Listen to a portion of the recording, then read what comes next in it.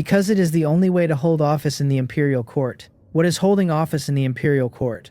By that point, I have given up on the book and closed it. I spend the rest of the afternoon answering an unbroken chain of questions from a girl who has apparently never been told that questions run out. When the light starts to go, I tell her I am heading down. Something disappointed crosses her face and she says that she will go home too, and hops off the ox.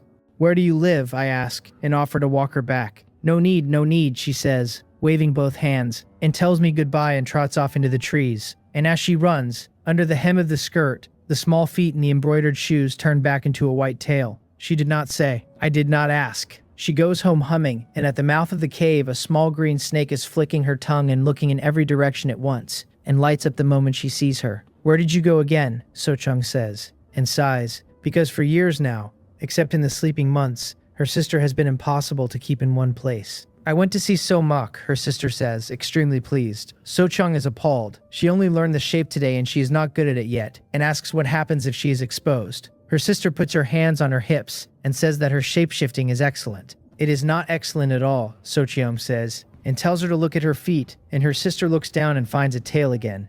It is fine, her sister says, patting it back into feet. She must have relaxed on the way home. He definitely did not notice. Really, So-chung says, and flicks her tongue and observes that her sister is a bit silly. Her sister puffs out her cheeks and informs her that So-chung is the silly one. Then she leans in and confides that she slipped some silver into his pocket today, and her eyes are shining. When she finds more, she is going to give him all of it, because humans use silver to buy things, and that way he can buy a great many things. Are you going to see him tomorrow too? So-chung asks, without much hope. Of course, her sister says. She has not finished repaying the favor yet, and she is a good snake who knows how to repay kindness. And what exactly would count as having repaid it? So-chung asks. Her sister thinks about that one very seriously for a long moment, and then says, quite simply, that she does not know either. Then she asks her sister how a girl is supposed to repay a debt like having her life saved. So-chung reminds her that she is a snake and not a human, and has no idea. Oh, her sister says, then it seems she will have to read more books. Read books, So-chung says, and her sister says yes. He was reading today, and she could not understand any of it, and it looked very impressive. Perhaps the answer is in human books, but can you read? So-chung asks, and her sister says no, entirely untroubled. That is fine though, because she is away. Then she is gone out of the cave again, and So-chung calls after her asking where she is going at this hour. The answer comes drifting back through the trees, which is that she is going to find silver and gather herbs. Gather herbs, So-chung says, to nobody. The next day I put my questions to the chief after the morning lesson, and then take the ox up the mountain, meaning to dig enough to trade for paper and ink. Because when I got home yesterday I found silver in my pocket that I had not put there. I know exactly who put it there. I have not spent it and I do not intend to. It has gone into a small pouch, because she said she would find me more, and I would like to see how much a snake can accumulate. There is no better reason than that, and it is simply funny. I am most of a basket in when a light, pleased voice says my name behind me, and Baekyo Sel is standing there smiling. Miss Bank? I say and bow. So-muk, she says, play with me, in the tone of a girl for whom the world contains no problems at all. I tell her I have no time today because I need to dig enough to sell so that I can buy paper and ink. She informs me that I do have time, takes my hand, and starts walking. I have to ask her to wait so I can bring the ox. A quarter of an hour later, she has brought me to a clearing carpeted with purple yang grass and azure dragonflower, which are precisely the two things I was looking for. I crouch down and pick one and find the soil around the roots loose, as though everything here had been put in rather than grown. Then I look at her hands. They are filthy, and the backs of them are scraped. So that is what happened. She has dug all of this up somewhere else and buried it here for me to find, and given the quantity, she has been at it all night. Well, she says, lifting her chin, is that enough? Because you have to play with me for the rest of the day. It is enough, I tell her, and I ask what the young lady would like to do. I want to read, she says. Read.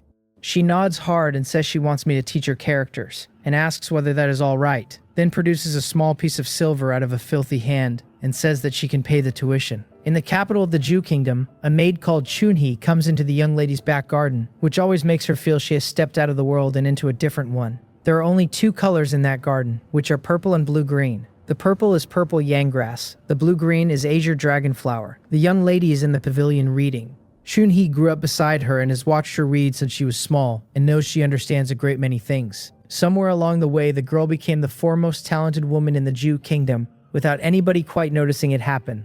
Chunhee bows and reports that the Empress Dowager's female official has arrived to instruct the young lady in palace etiquette. I know, Yom Yosiel says, turning a page. When I have finished these few pages, I will go across. Chuni looks at her profile and cannot stop herself asking whether the young lady really has to enter the palace. The palace is as deep as the sea, and in her view, a woman this beautiful and this learned should not be shut inside one. Yom Yosiel closes the book and does not answer the question. Instead, she asks her maid what she would do if somebody had saved her life, and how she would repay it. Chunhee is still working on that when the young lady stands and balances the book of strange tales she has been reading flat on top of her own head. It is written in the book, she says. Then she smooths her hands down in front of her and walks out of the courtyard with perfect composure, while the spring wind goes through the flowers behind her. The answer, she says, is to offer one's body in marriage. She wants to know how a particular pair of characters is read, and then another one, and then she puts the whole line together and asks what it means. It is the old line about the graceful and virtuous maiden being a fitting match for a gentleman, and I tell her so. Then she asks how a person becomes a virtuous maiden. By reading, I tell her, and she points out that she is already reading. Not enough, I say, because she has to read more. She wants to know how many books that is, and I tell her that when she has read enough, she will know it herself. And she says, oh, and accepts this completely. Then she lifts her head and looks at the top of mine, and observes that I seem to have grown. Have I ask. She says I have, and stands up on her toes to demonstrate the geometry of it, and reports that I used to be the same height as her, and am now a whole head taller. It does seem so, I agree, and then I ask her why she is not growing. That is right, she says, blinking, and asks why she is not growing. Perhaps that is as tall as you get, I tell her, and pat her head, and go back to the book and start walking with the ox. She comes after me, insisting that she will grow, and that she is going to be very, very tall, and that her legs are definitely going to be very, very long.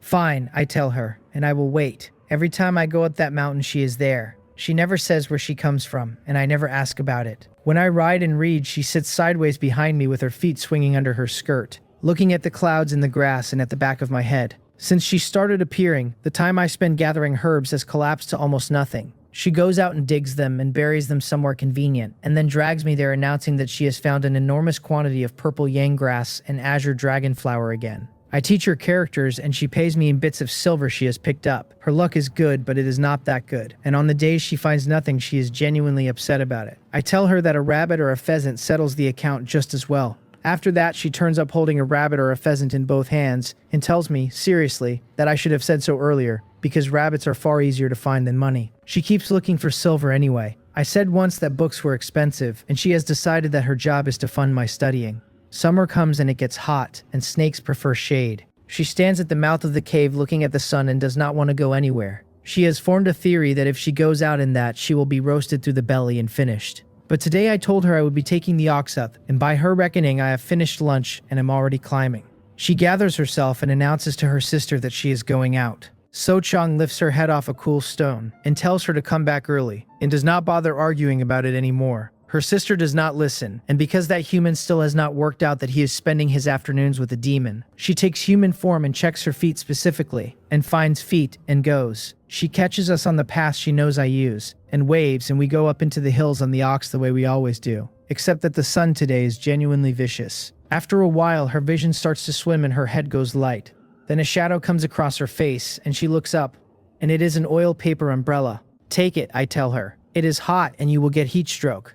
I will count that as you being kind, she says, and takes it and props it on her shoulder and spins the handle slowly like a child. So we go on with the girl riding sideways under an umbrella, and the boy astride with a book, and the birds and the insects going at it in the trees. A breeze comes through and moves my hair. She pulls a long breath in through her nose and half closes her eyes, because the wind is carrying the smell of the earth and of me. Summer, she decides, is not so hateful after all. Late autumn comes and the leaves go yellow, and most of the herbs on that mountain die back. She hates autumn worse than summer, and the reason is that once the cold arrives, I stop coming up to herd or dig. I still come every few days to find her, and every few days is not what it was. So she sits on a particular stone on the path I have to take, with her chin in her hands, and looks down it from sunrise to sunset. One evening, an hour before the sun goes, when she's decided I am not coming, I come up the path. She runs at me delighted and asks why I am so late today. I tell her I had some free time and thought that if I met her I would tell her something, and that I did not expect to find her still up here. She says she was about to go down herself, with her eyes going everywhere, and asks what the thing is. I tell her that the village chief says my studies are decent and that I should be able to pass the child examination, that I have registered and that I sit it in the spring. He has told me to prepare properly and aim for a good placing. Winter is coming, so I will probably not be up this mountain again for a while. Oh, she says, and looks down, and I tell her that I am sorry. I will not be able to teach you characters for a while. It is quite all right, she says, waving both hands. Then next spring, you will definitely come back. I will, I say. Then let us hook fingers on it, she says, and puts out her little finger. So I put out mine and she hooks them together and shakes them, and says the child's rhyme about a promise sealed for 100 years with no changing.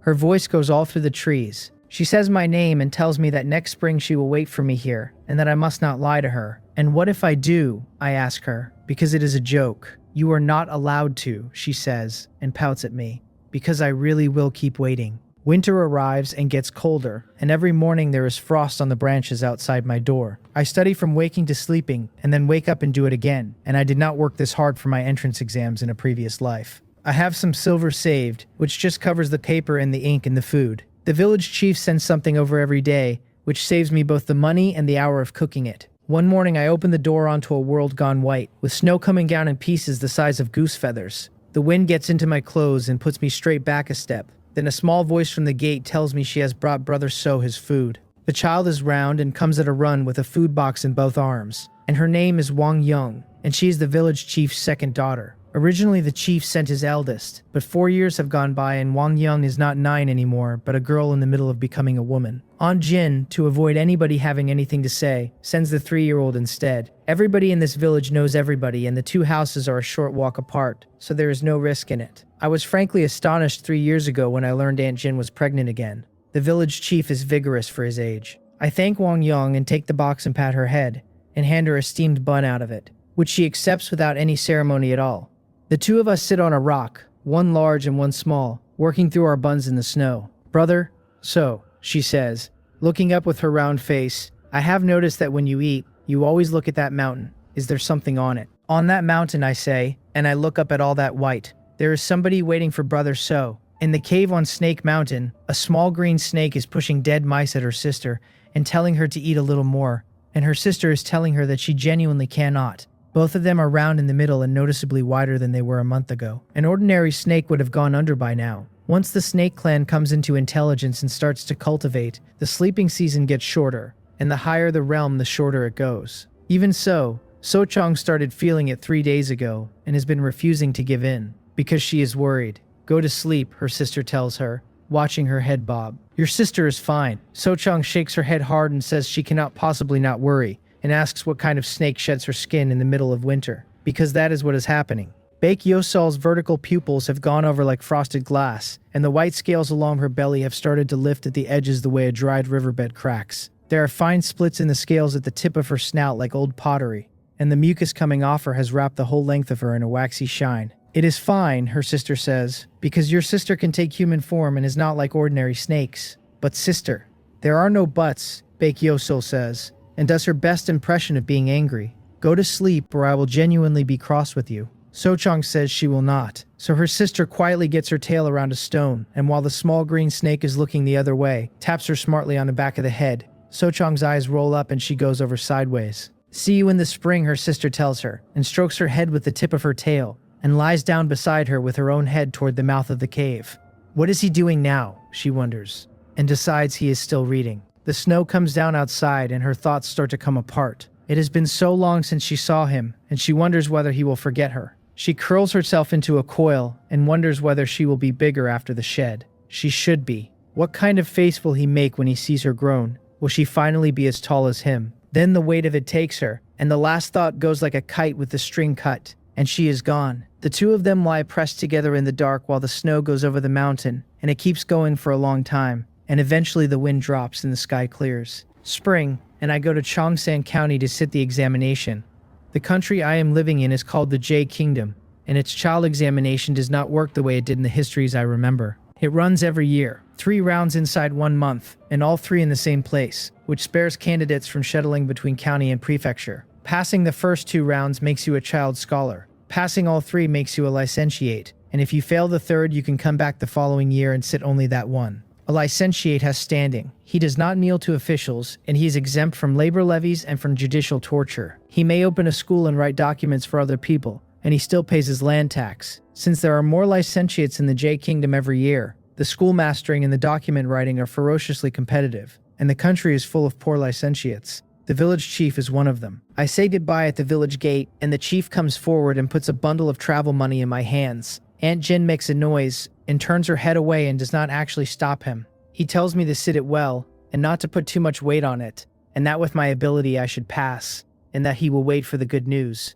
I bow to the family and go. Cheongseng County is a day's walk. I sleep properly when I get there and sit the first round 2 days later. There is no age limit on a child examination.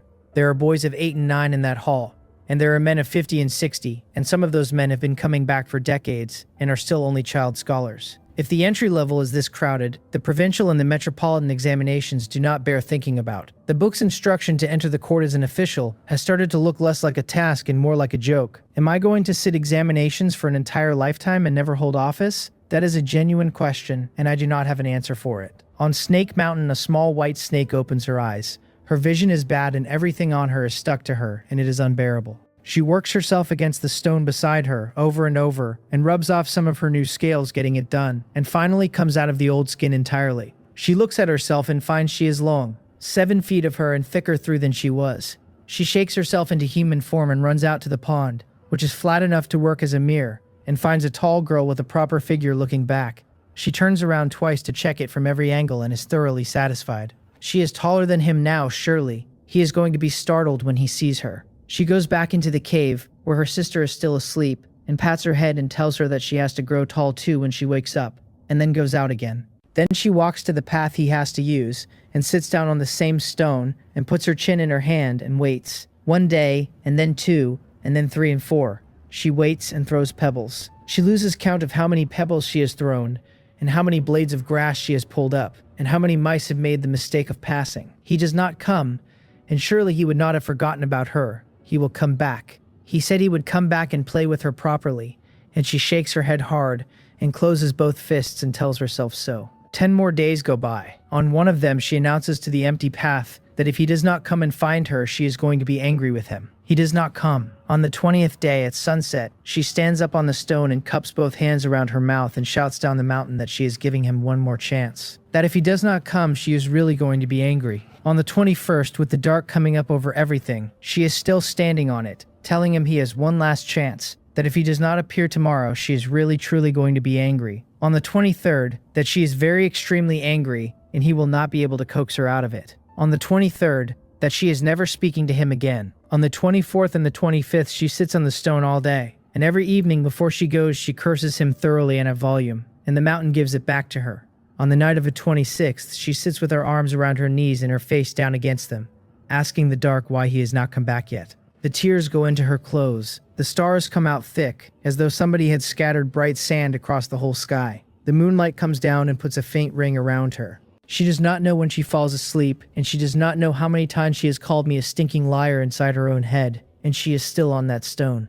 He said he would come back. On the morning of the 27th, the birds start up and the sky goes white again. A lizard climbs onto her foot and looks at her, and then goes off fast, because something is coming. I come up the path, and I should have been back long ago. The trouble was the newly appointed county magistrate, who insisted on feeding the successful candidates, and then on holding several more banquets. And there is no version of me that can decline that man's hospitality. So the results went up and I stayed in Cheongsang County another 6 days. I wonder how long she has been waiting, I think, and start walking faster. Halfway up, I look ahead and there is a young woman sitting on a stone with her arms around her knees and her face buried between them, apparently asleep. I am not certain it is her, because the figure is a grown woman's rather than a girl's. "Miss," I say quietly. Her shoulders jump, and she lifts her face, and I lose a moment. She is about 16 to look at. Her eyes turn up at the outer corners, the way a peach blossom turns at the tip. The pupils are a clear wet ink color with something deep underneath them, and her lashes put a soft shadow down when they move. There is a liveliness in the way her eyes go that she has no idea she is doing. And there are tear tracks dried on her face, and the rims of her eyes are red from crying. I say her name, and her throat works, and she is going to answer me. Then she turns her face away and pushes her lower lip out and informs me, with enormous dignity, that she is not Baekyo Sel. "Stinking so mock," she says, and tells me she does not know me. I can see perfectly well that she is sulking, and she is entitled to it, because I told her early spring and forgot to mention that an examination takes a month. Then let a magistrate add 6 days on top. She has been sitting on that stone since the day she woke up. Is that so? I say. Then I have mistaken you for somebody else. Then I take a wooden hairpin out of my sleeve, carved with a deer, and she stops and looks at it with open curiosity. I sigh and say sadly that I had promised a friend I would come and see her in early spring, that the county examination took a great deal longer than I expected, and that the magistrate kept me for meals on top of it. I say that I knew perfectly well she would be angry when I got back. So in the spare hours I carved this, meaning to apologize with it. But it appears she is no longer waiting for me, so the hairpin is not needed. Then I lift my hand as though to throw it away. Who said it is not needed, she says, and is up on her toes and has it out of my fingers before I have finished the motion. She stands there turning it over in both hands, delighted. Miss, I say, troubled.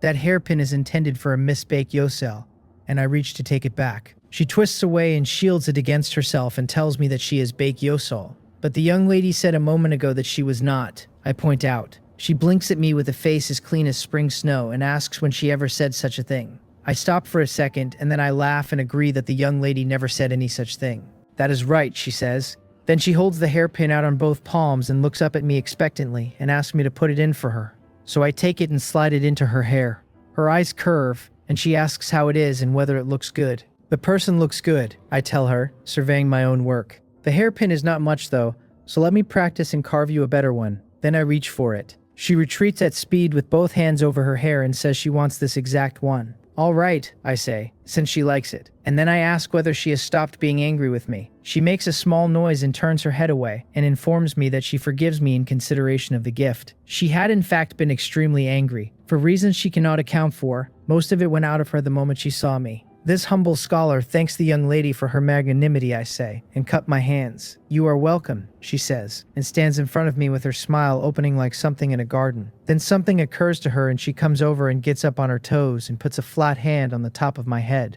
then moves it across to the top of her own, and her face falls. How is this possible, she says, and asks how she is still not as tall as me when she grew such a lot. Miss Bake, I say, is there any possibility that I also grew? Her eyes go wide and she says, oh, and looks as though a great mystery has been solved. She has become a tall young woman and she is somehow still not very bright, and I decide against saying so. She asks how the examination went. Having decided to let the height question rest, she was a full head shorter last year and is only half a head shorter now, and next time she sheds, she will certainly close it. I tell her I passed as a licentiate. She asks whether that means I can become an official. Not yet, I tell her. At minimum, I need to pass as a provincial graduate, and a tribute scholar would be safer. Then do you still have to sit examinations, she asks, with her head going down, because she is already doing the arithmetic on how long she will not see me. The next one is the provincial examination, I tell her, and that is 3 years away. There is no hurry at all. Her whole mood comes back up like a cork. Then it really is a long way off, she says, and takes my sleeve and starts pulling me up the mountain, telling me to hurry. She is going to show me somewhere I will definitely like. Not long after, she brings me out into a clearing, and the clearing is carpeted with purple yang grass and azure dragonflower. I am genuinely surprised, and I say so, and ask why there is so much of it here. A lot, is it not? She says, extremely proud of herself. I planted all of these. When I have planted enough to fill the whole mountain, you will have as much as you want, and you will not have to work so hard digging for them anymore. I look down at the ground, and I cannot make my face do the right thing. So Mac, she says, and the nervousness comes into her voice at once. What is wrong? I make myself look at her properly and say her name. There is something I have to tell you. From now on, I will probably come up this mountain a good deal less. Her face goes white and she asks why, and I explain it. The new magistrate in Chungsan is a decent man, and the county office will fund the successful candidates every month until the provincial examination. And the village chief says he has nothing further to teach me, so I will need to go away to study. That is all true, and it is not the whole of it. I do not want to leave her. I still have to get her up a ladder that ends in a dragon. The difficulty is that I am an ordinary man in a village who cannot cultivate and has no idea how such a thing is done. The only lever I can see anywhere is rank. The J Kingdom is the foremost human power in this world, and it has arrangements with a great many of the great sects. A man with high office and real authority might eventually be able to do something for her. That is the entire plan, and it is thin. She has her head down. I do not rush her, because apart from her sister, I am probably the only friend she has, and this was always going to take a moment. Then the tears start coming off her chin, and her fists close at her sides, and she is shaking. When I have time, I tell her I will. She looks up before I can finish it, and her eyes are wet the way peach blossoms are wet after rain. Stinking. So mock, she says. You said that when you came back you would play with me properly. Then she turns and runs, wiping her face as she goes, and her voice comes back through the trees behind her. You enormous liar, she says. I am never speaking to you again. She runs the whole way back up the mountain, calling me a liar, wiping her face with the back of her hand, and she does not stop until the path behind her is empty. Then she turns and shouts down it one more time that I am an enormous liar, and goes home. At the pool outside the cave, there is a small girl in a blue-green skirt admiring her own reflection with enormous satisfaction. Her hair is in 2 braids and her round face is fair as a peeled egg with a healthy flush on it. Her almond eyes are clear as glass under curved brows, and there are 2 shallow dimples sitting at the corners of her mouth. That is So-chung. She woke this morning, found only her sister's shed skin beside her, and assumed her sister had gone off after that human again, because he was supposed to come back when spring opened. She has been turning in her skirt for some time, imagining how startled her sister will be to find her in human form at last. Whether the 2 of them are the same height now. Then footsteps come along the path, and she looks up, and there is a grown woman walking toward her. It takes her a moment, because the shape is entirely wrong, and then she finds those peach blossom eyes, and knows exactly who it is. Her sister has come out of that shed as a full-grown woman of the human race. Which is fair enough. Her sister has been cultivating for over 30 years, and by the reckoning of humans, she should have had several children by now. It is only that snakes develop very slowly until they can hold human form, and then extremely fast afterward. So-chung goes up on her toes and waves both hands and calls her sister. Then she sees the state of her sister's face and is across the clearing at a run, demanding to know who has bullied her and offering to go and bite him to death. Nobody bullied me, her sister says, doing her best, and then, brightly, that So-chung can take human form now, and that she is very cute. So-chang is not diverted for even a second. She takes hold of her sister's wrist and asks whether it was that So-mak who made her angry, and her sister looks at the ground, which is answer enough. So-chung closes her small fist and announces she is going down there right now to bite him. Her sister catches her hand and points out that So-chung is venomous and would kill him. So-chung says she will control the dose and at most he will be in bed for 2 days. That will not do either, her sister says, because he would be very uncomfortable. But sister, So-chung says, on the edge of crying, he bullied you. Her sister has nothing to say to that. Then So-chung asks what actually happened, privately terrified that her sister has been discovered and that somebody has hired exorcists. He said he is going away to study, her sister says quietly, and that he does not need to gather herbs anymore, so he will hardly ever come up the mountain. Is that all? So-chung says, and something like hope gets into her voice. Surely that is a good thing. Humans and demons walk different roads, and would it not be better if he stopped coming to Snake Mountain at all? Her sister tells her that she is not speaking to her anymore, turns back into a snake and goes into the cave to be miserable under a rock. So-chung changes back as well and goes and lies down beside her, because she is genuinely pleased about the situation and cannot enjoy any of it while her sister looks like that. Then Baekhyoseo lifts her head off the stone. She has got it. The books say that trees stay where they are put, but snakes are alive and can go anywhere. If he is going to be studying and will rarely come up the mountain, then the obvious solution is that she goes down the mountain after him. She takes human form and is out of the cave before her sister can say anything. Her voice comes back in from the trees, telling So-chung that she need not prepare a rat for her tonight. So-chung calls after her from the cave mouth and gets no answer. You are leaving with that human, she thinks. And what about me? I am your sister. Baekhyoseo runs through the forest toward the flower field, faster and faster, and goes over a root somewhere in the middle of it and gets up and keeps running. When she comes out into the clearing and sees that I am still there, she stops and puts a hand flat against her own chest in relief. Then she remembers the thing she shouted at me an hour ago and cannot make herself come out from behind a tree. I turn around and look straight at where she is standing, and her shoulders come up. Miss Bake, I say. She comes out with her hands behind her back and her fingers locked together and her head down, exactly like a child who has broken something and has come to be forgiven. You have not left yet, she says. I made Miss Bake angry, I tell her, and I cannot leave with any peace of mind. She stands there working her fingers against each other. Then she gathers whatever she needs to gather and looks up and says my name, and tells me that she has figured it out. Figured what out, I ask. I want to go down the mountain with you, she says.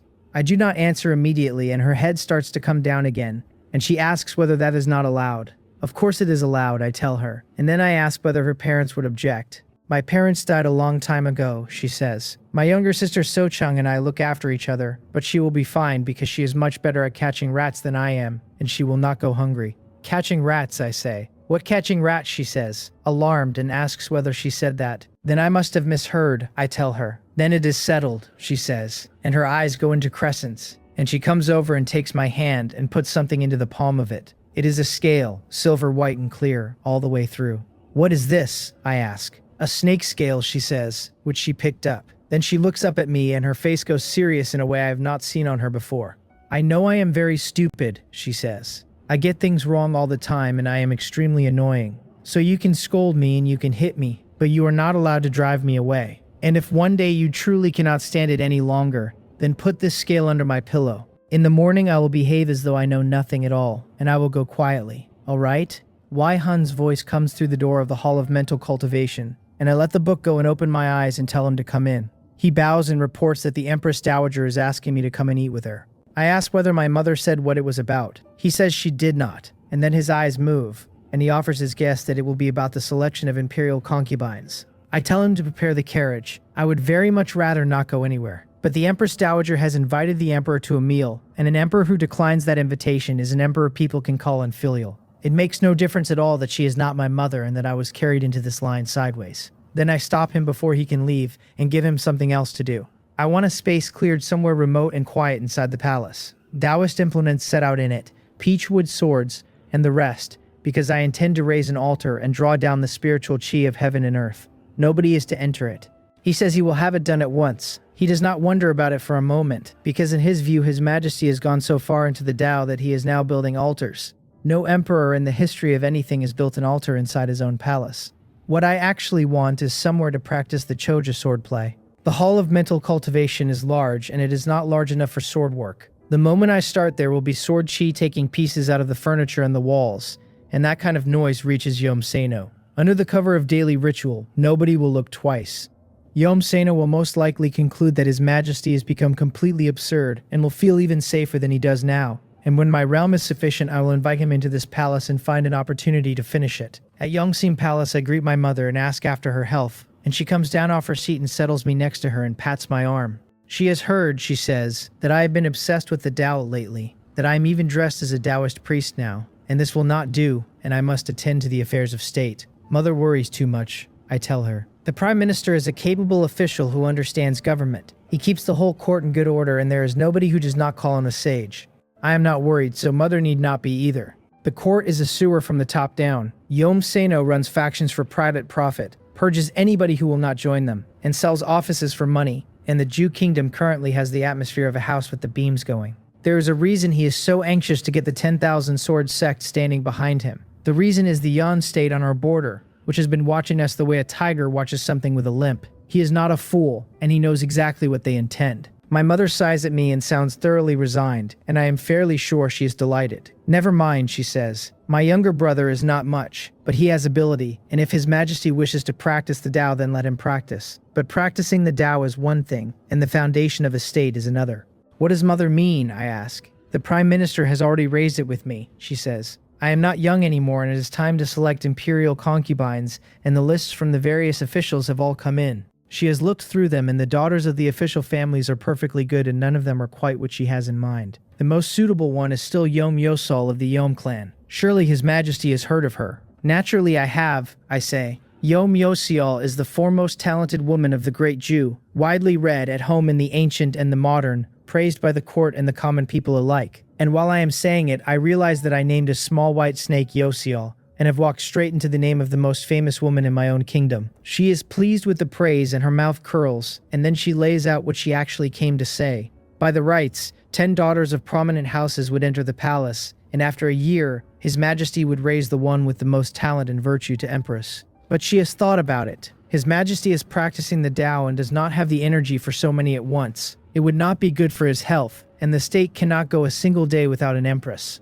The rights, she points out, were made by people. So her proposal is that Yosol come into the palace first and alone, and that with her background and her name she would command respect as Empress of the Great Jew. That afterwards she can manage the inner palace and bring in other women to fill it out. I understand every part of that. Her original plan was a selection, then the Yom girl chosen out of it, then a year of maneuvering to put her on top. She has decided the year is too slow and carries risk. Another woman might catch my eye, or might conceive first. The other candidates have families behind them, and those families would like nothing better than an emperor who leans their way. So she is going to skip the whole apparatus and install her own girl before any of that can start. The The part about enriching the inner palace later will begin the day after Yom Yosel produces a son, and not 1 hour sooner. It is not that I want 3,000 beauties. It is the sensation of being handled. Every part of my life in this palace is a decision somebody else has already made, and I am the object the decisions are performed on. Your son has no objection, I tell her. If Yosiel enters the palace, I expect it will spare me a great deal of trouble,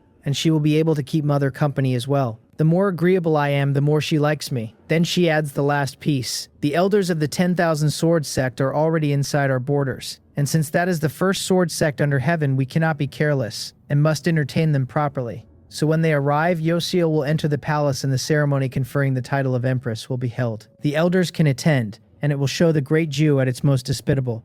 Everything as mother says, I tell her with my head down.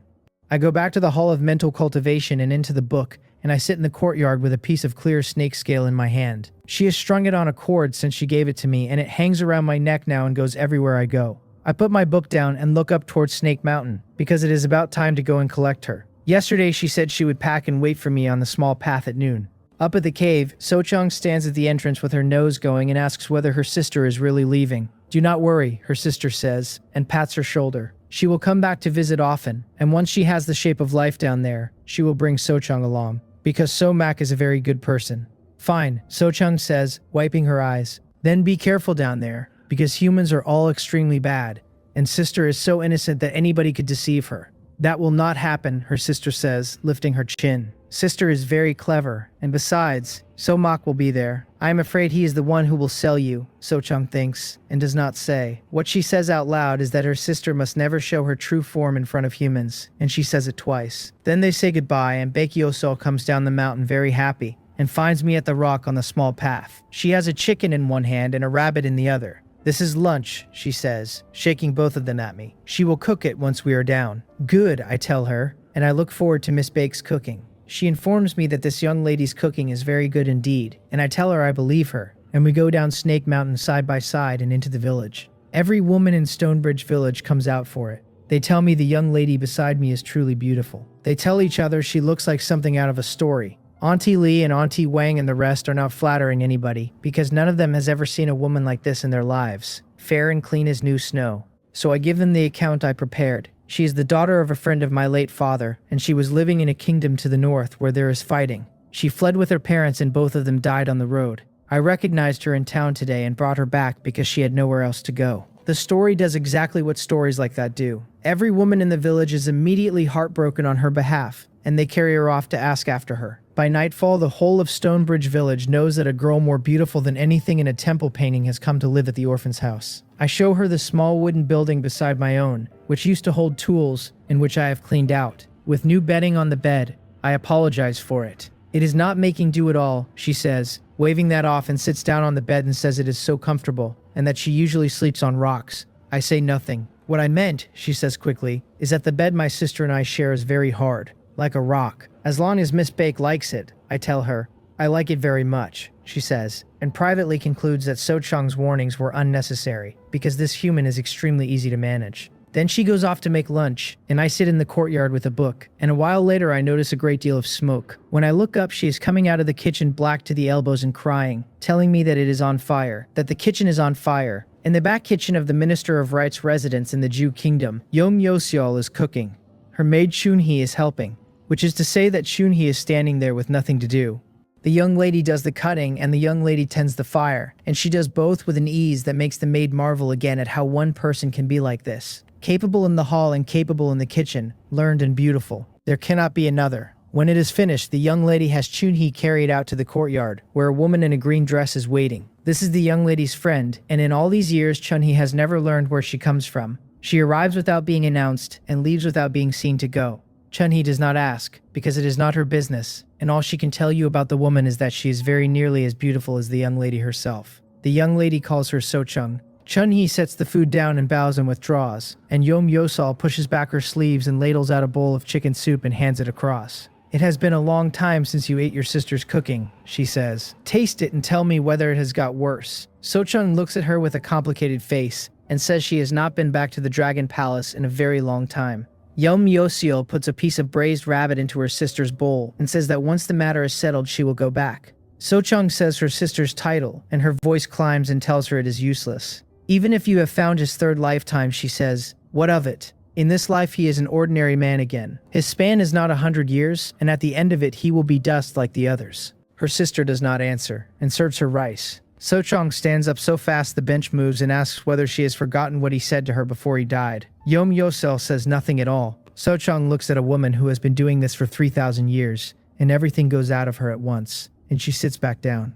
She says it again, and tells her sister to let him go. Yom Yosel lifts her head and looks at her sister, and when she speaks it is gently. Sister can let go of anything, she says. Him alone, sister cannot do. Her first attempt at cooking is a total failure and nearly takes the kitchen with it, and I get the fire out in time. Even without the fire it would not have been edible, because in her understanding of the word, cooking means boiling a thing until it is done. Her plan was to heat water and put a rabbit and a pheasant into it whole. She is standing there afterward blaming herself so thoroughly that I do not have the heart to say any of that. So I tell her it is fine, and that I will cook today. She looks up with her eyes swimming and says she is sorry, and that she will definitely learn properly. No hurry, I tell her, so take it slowly. I fish the rabbit and the bird back out and start over, and she stands at my elbow watching every part of it, looking for anything she can do. She watches me gut them and clean them and cut them down and put them in with scallion and ginger and garlic. By the end of it, she has understood that human cooking is a much more elaborate business than she had assumed. After that, she sets out to learn it, and her teacher is Aunt Jin. The route to that runs through Wang Young, who heard that Brother So's house now contains a beautiful fairy sister and came to inspect. Baekyo Cell is simple in the good sense, and the two of them get on immediately. The moment Wang Young hears that the fairy sister wants to learn to cook, she takes her by the hand and delivers her to her mother. Faced with a girl who looks like that asking for help, Aunt Jin cannot refuse, and Baekyo Cell becomes her student. She comes to my courtyard every day to teach. At the start, Aunt Jin is patient, because she has looked at those hands and concluded she is dealing with a gentlewoman who has never done a day's work. The patience does not survive the second week. I sit in the courtyard reading and listen to Aunt Jin discover, at volume, that a fish has to be scaled before it goes in the pot, that the innards come out, and that you cannot simply put it in whole. I listen to her ask whether the chili is an assassination attempt. I listen to her ask whether salt is free and whether the intention is to make me ill. I listen to her call for coriander and then immediately explain that coriander is a garnish and not a cabbage. Every time she leaves, she says she is never teaching that girl again. Every time Baekyo-sol is scolded to tears. Every next morning, Aunt Jin comes back and Baekyo-sol wipes her face and starts again. The girl is beautiful and works hard. And because Aunt Jin's tongue is sharp and the rest of her is not, the scolding tapers off over 3 months. Then one noon there is none of it at all, and the two of them stand there watching me pick up my chopsticks with the expressions of women waiting on a verdict. It is good, I tell them, and it is. Baekyo-sil jumps where she stands. Aunt Jin turns away and wipes her eyes, because that graduation was not easily earned. After the cooking, she takes on the washing, and every morning she carries both our clothes down to the river, and the village women teach her how to do that properly too. In time, she is comfortable enough with them that they start making the kind of jokes they make among themselves. She does not understand a single one, and they never explain, and they enjoy that enormously. So she brings the jokes home to me. She wants to know why Auntie Wang says men have 3 legs when I plainly have 2, and asks to see the third one. She wants to know why Aunt Jin says she looks good for bearing children, and that the family will never starve when she is pregnant. She wants to know what Auntie's son meant by asking whether I come into her room at night to do bad things to her, and what bad things are, and whether I am coming tonight. I do not have answers to any of that, and I say nothing at all at length. She goes up the mountain sometimes to see her sister, taking persimmon cakes from the village and stories about everything that has happened. When it is hot, she fans me and keeps fanning me while the sweat runs off her own face. When it is cold, she gets into my bed first to warm it, and I tell her that is not necessary, and she does it anyway. Paper and ink and books cost more than an orphan has, so she hunts and gives the game to Aunt Jin to sell, and learns to keep silkworms and spin the thread. When she feeds them, she tells them, seriously, that they must produce a great deal of silk. The village chief has nothing left to teach me, so I travel to hear other scholars. The Cheongsan magistrate funds part of the tuition in the road, because he wants the goodwill of local scholars. When I go, she comes. We walk through the hills together, and she hunts and cooks and fetches water, and all I have to do is keep walking and keep reading. When winter comes, she gets sleepy. She goes to bed early and gets up with the sun already high, and then panics about the laundry and demands to know why I did not wake her. Somewhere in all of that, she has become extremely good at the washing and the cooking and the running of a house. Deep in that first winter, she wakes up covered in a film of translucent scale. She gets to the mirror and finds it on her face as well, and her eyes gone gray. She stands there in the middle of the room, holding her own sleeves and telling herself that it is time to shed. and asking herself what to do. Then she decides that the only option is to run. She leaves a note saying something has come up at home, and her sister is ill and she has to go and nurse her and will be back in spring. Then she turns into a snake and goes out of the window and up the mountain. It is past noon before I knock, and the room is empty, and there is a letter on the table and a scatter of white translucent scale across the floor. She gets into the cave and lies down beside her sister, who is already under, and looks at the snow coming down outside. Without her cooking, will he go hungry? With nobody to wash for him, what will he do? With nobody to warm the bed, will he manage? She turns all of that over until it gets heavy, and then she is gone too. In early spring, she wakes and sheds again, and this time when she looks at herself, she is startled. She is 15 feet long and a foot through, and the knowledge sitting in her blood tells her she is no longer a snake at all. She is a python. She shakes herself into human form and looks down and cannot see her own toes. At the pool, she gets the whole picture and stands there some time over it. What is in the water is a woman rather than a girl, and it is not a small change. She turns to see it from the side, and the line of her rises and falls, like a range of hills, and she decides that it is pretty and that her shoulders ache.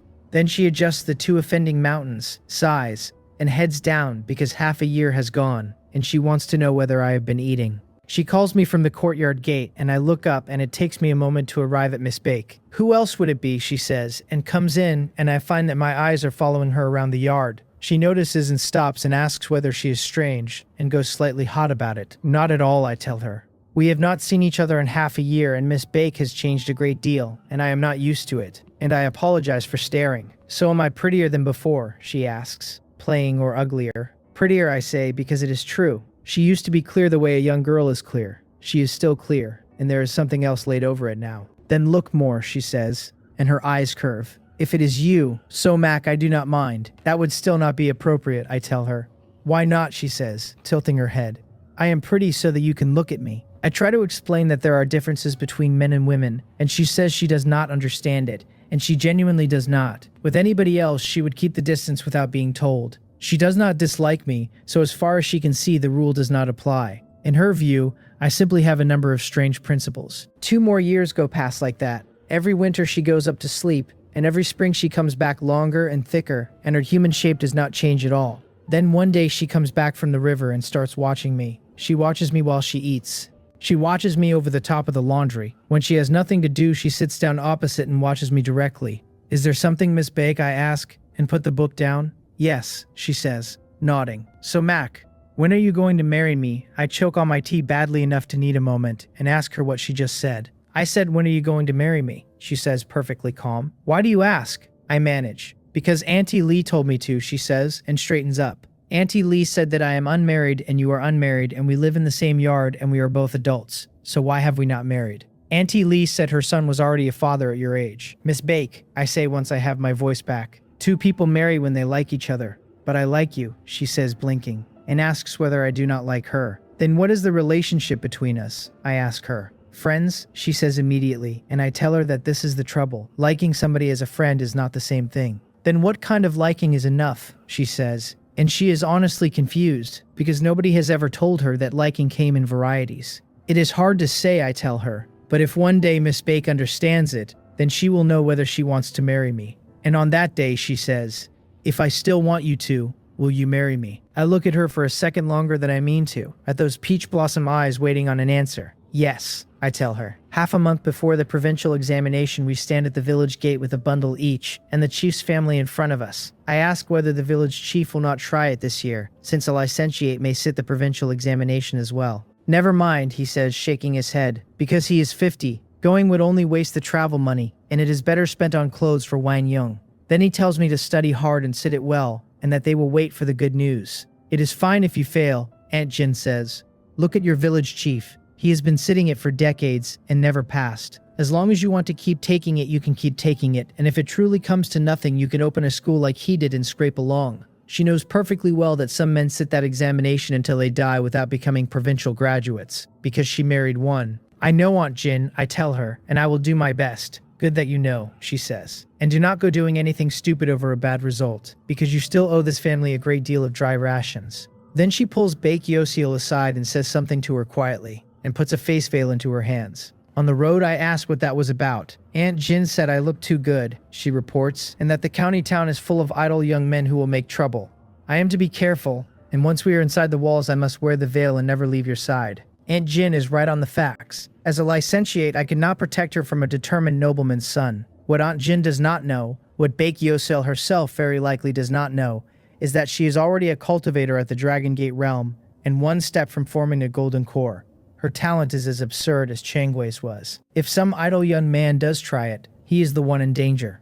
Except that Changwei was decisive and would never allow herself to be taken advantage of, and this one is a demon and is far too kind, which is a good thing, and also is not. 6 days later, we come into the prefecture capital of Gangnam, and the noise of it hits her like weather. There are vendors calling candied haws at 2 coppers a stick, and innkeepers calling to travelers and shopfronts calling to anybody at all. Scholars in green robes and rich men's sons and women leading small girls by the hand. She has been to Stonebridge Village at the foot of her own mountain and nowhere else in her life, not even into Cheongsan, and her eyes are going everywhere. We store the carriage and find an inn where licentiates sitting the examination get a rate, and then I take her out to walk the streets. She wants candied haws and takes my wrist and shakes it until I buy a stick for 2 coppers. She lifts the veil enough to bite, and the sweetness lands and her eyes go bright, and then she reaches the fruit underneath, and her whole face closes. The old man at the stall stares at her, because he has never seen a woman like that in his life. She walks on eating it and periodically offers it to me, and I decline, and she cannot make sense of that at all, since candied haws are obviously excellent. Then somebody down the street starts calling steamed buns, and I stop walking. "Do you want a bun?" she asks, and offers to get me one. "No," I tell her, because I just remembered somebody. "Somebody," she says. "It is nothing," I say, and we go on. We pass a place where women in very little are pulling men in through the door, and she wants to know what it is and why they are dressed like that. I tell her it is a brothel. She wants to know what a brothel is. "It is a place for affairs between men and women," I say. She wants to know what those are, and points out that I am a man and she is a woman. "So can we do those too?" "A young lady should not ask so many questions," I tell her, and tap her on the head. She rubs it and mutters that she is plainly a grown woman. Then she takes my wrist again and says my name. "What is it?" "In future," she says, "for that affairs between men and women business, you must come to me." The examination runs 3 days, and I spend the days before it in the room with a book, and without me the street holds nothing for her, so she stays in. On the morning of it, I tell her not to wander for the whole 3 days, and she promises she is very obedient and tells me to do well, then adds that it is fine if I do not, because Aunt Jin says only the Star of Letters passes as a provincial graduate, and I am not the Star of Letters. I thank her for that and tap her head and go. At the gate, they search everybody, and the clerk who searches me is either extremely thorough or enjoying his work. He finds the cord at my neck and asks what it is. "An amulet," I tell him. Then I turn my head and look back through the gate at the woman standing on the far side of it, watching, and I answer him properly. "My wife gave it to me." The provincial examination has 3 sessions. The first is the classics, 3 passages from the 4 books with interpretations, and 1 question on each of the 5 classics with 4 to be answered. This world's history runs strangely parallel to the one I came from. Its own spring and autumn and its own warring states and its own sages. Here it is said those sages were cultivators who went past the ascension realm and up into the heavens, which in a world that permits cultivation is not impossible. I do not expect much from the first session. I am not a genius. The teachers I sat under have reputations that extend to the next few towns and no further, while a good number of the men in this hall have had renowned masters from the prefecture tutoring them 1-to-1. All I want out of the first day is not to bury myself. The second session is applied writing, an essay, 5 judgments on simulated cases to be decided under the code and the rights, and 1 each of edict, proclamation, and memorial. I am confident about the second day because I can come at those cases from a direction nobody in this hall has, having read about several hundred years of somebody else's jurisprudence in another life. The third session is policy, 5 questions, and the range is enormous. History and the failures of historical figures. Analysis and proposals on taxation and grain transport and border defense and military organization and education and famine relief. The last question asks for views on the vassal kings of the J Kingdom. I sit and look at it for a while. I do not ignore the world I am living in. I know the current emperor has wanted to reduce the vassal kings for years, and that the voices in his court saying so are loud. What I did not expect was for the chief examiner of Gangnam Prefecture to put the vassal kings on an examination paper in the open, which cannot have happened without the throne's quiet approval. That is a boot placed deliberately on a neck. Supporting the reduction is not a choice. It is the only politically survivable answer in the hall. The question is how, and I think about it for a long time. Then I write 3 words at the head of the answer, which are the order of grace. On the 4th morning the bell goes and the papers are collected. The scholars come out of that hall in every possible condition, some certain, some destroyed, most of them interrogating each other about the answers. In the crowd, I see a veiled woman standing up on a stone, turning her head, looking for somebody. When she finds me, her eyes come alight and she is calling my name and waving and jumping down off the stone before I can get to her. "Finished?" she asks. "Finished," I tell her, and pat her head and say we should go home. Grading takes 5 days and every paper is read 3 times, and under the current rules, 3 passes carries a man to provincial graduate. 2 sends it up to the chief examiner for a decision, and 1 sends him home for 3 years. On the 3rd day, an official named Yang Jabang picks up a paper. The hand is good and the reasoning is clean, and there is a breadth to it he does not usually see. And by halfway down, he has decided this man passes. Then he reaches the last answer and stands straight up out of his chair. He tells the man beside him to stop what he is doing, and read this one first. Bang Wol takes it and works down it, agreeing that the hand is good,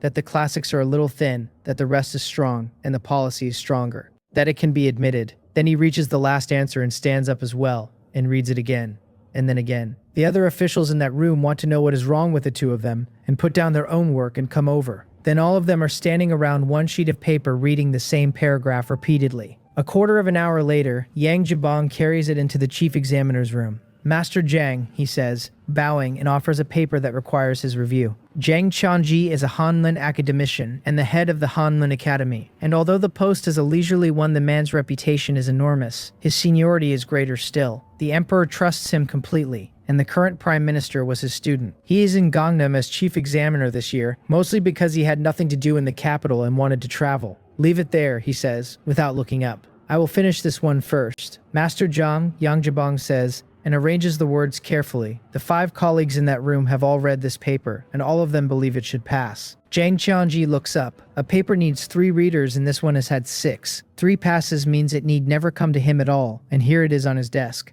"What is the problem with it?" he asks. "There is no problem at all," Yang Jabang says. "It is only that this candidate's answer on reducing the vassal kings is something we all believe requires the master's review." "Bring it," he says. He reads it from the beginning without letting his eye go to the end, and when he reaches the last answer, his brows come down. Then he tears the seal off the corner of the paper himself, which makes Yang Jabang inhale, because nobody but Elder Jiang would do that. "So Mac," he reads, and says that this one is interesting. "Back in Stonebridge Village, I brewed tea with the village chief, and he wants to know whether the last policy question was really about the vassal kings." "It was," I tell him. He takes a sip and says that the vassal kings hold enormous power and command troops of their own. That even an old licentiate in a village has heard how loud the court has become on the subject of reducing them. Framing the last question as a discussion is a formality, he says, because anybody with half a mind knows which answer is survivable. Putting it on an examination paper at all is the same as putting the whole matter on the table, and it means the throne intends to move. Among every scholar sitting that examination, I say, who would dare write anything but reduction? The emperor most likely wants the voices of those scholars as a weight to set on the vassal kings. The chief laughs at that and agrees, and adds the part I already knew. A year ago, the emperor personally led the army that put down the rebellion of the 7 kings. The kings came out of it badly weakened, with the throne's prestige at its height and the court's forces plainly superior to anything the provinces can raise. This is the best moment there will ever be. That reasoning is exactly why I wrote what I wrote. The kings hold soldiers, and the throne has already beaten 7 of them in the field, and the provinces fear the capital more than the capital fears the provinces. A court that has already decided it will win, and even if I had misread it, the capital were weaker than I thought, the order of grace would still have been a defensible answer, because an examiner reading a proposal that cannot yet be implemented does not mark a man down for it. He thinks the candidate has ideas, and that the ideas are novel, and that the candidate has not thought them all the way through, which is a perfectly good impression to leave. What else would they expect of a licentiate who has read books and never spent 1 day inside a government office? The chief is genuinely curious and asks how I answered it. I have got as far as opening my mouth when Ho Handsome comes through the gate at a dead run, too winded to finish a sentence, saying only that, "Outside, outside." "Take your time," the chief says, going pale. "What is outside?" The magistrate, Ho Handsome says, and repeats that the magistrate is here. And then the gongs start up on the road. There are drums coming up the road behind them, and dragon and lion dancers working in front. At the head of all of it is the magistrate of Chungsen County, with his face split open in delight. He is fanning himself and shouting at the musicians not to stop, and to make it louder and livelier than that. The chief's heart goes, because he has just done the arithmetic.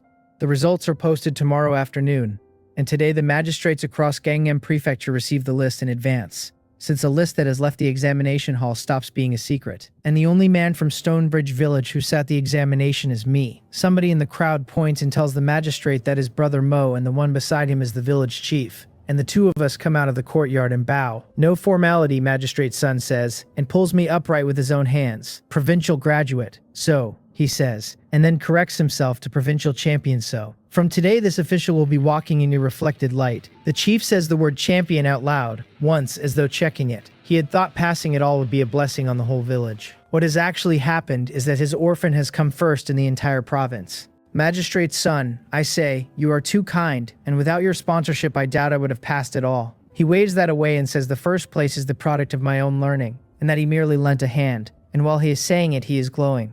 Because when he took this post he only meant to buy some goodwill among local scholars and improve his own name. He never expected any of the licentiates he funded to pass. One of them has come first, and that is not goodwill anymore. That is an achievement with his name on it, and barring accidents I will pass the metropolitan examination too. And there is even a chance I take the top of that. What he cannot get over is how calm the young man in front of him is about it. He has heard about a man in the next county who passed at 60 and very nearly lost his mind on the spot. He takes to me the way a man takes to a brother he has been missing. And the village chief, who is tactful, leads everybody else away and leaves the two of us to it. He asks about my life and my parents and what I do with my days. When he learns that I am an orphan who herded cattle and dug herbs and walked 100 miles to hear a teacher, his opinion of me climbs again, because that is further than humble. Then he takes my hand and his voice changes. "That you have come this far genuinely gladdens me," he says, "and I know what it cost you. I have a daughter of 16 and she is not promised. If you do not object, how would it be if I stood as her father and arranged the match myself?" Baekyo Sol comes down off Snake Mountain light on her feet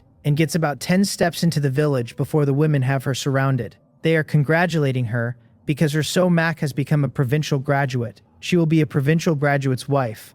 When he is a great official, she must remind him not to forget his aunties and his neighbors. Her eyes go bright and she asks whether he really passed. Of course he passed, they tell her. He did not merely pass because he came first in the province, and the magistrate himself came out to the village for it. She should have seen how polite the man was to him, when ordinarily it is everybody else being polite to magistrates. Brother Mo is the star of letters come down to earth. She does not know what a provincial graduate is. What she knows is that the thing he wanted has happened, and that he must be very happy, and if he is happy then so is she, and she is already planning the meal. Then Widow Wang comes hurrying over from the north end of the village and tells her it is bad.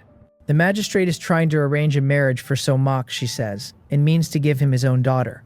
Every woman there stops at once. Aunt Jin gets there first and demands to know where she heard such nonsense. "It is not nonsense," Widow Wang says, and slaps her own thigh. She walked past Brother Mo's courtyard and heard it herself. The women close around Baekyo Sol immediately, telling her not to worry and that perhaps Widow Wang misheard. "You take such good care of him, and he would never let you down." Then one young married woman says, from the edge of it, that it may be so, but a magistrate's daughter is a magistrate's daughter, and if it were her. The others turn on her before she can finish, and she stops. "I am fine," Baekyo Seo says, and smiles at all of them. "So-Mak passed, so I should be happy.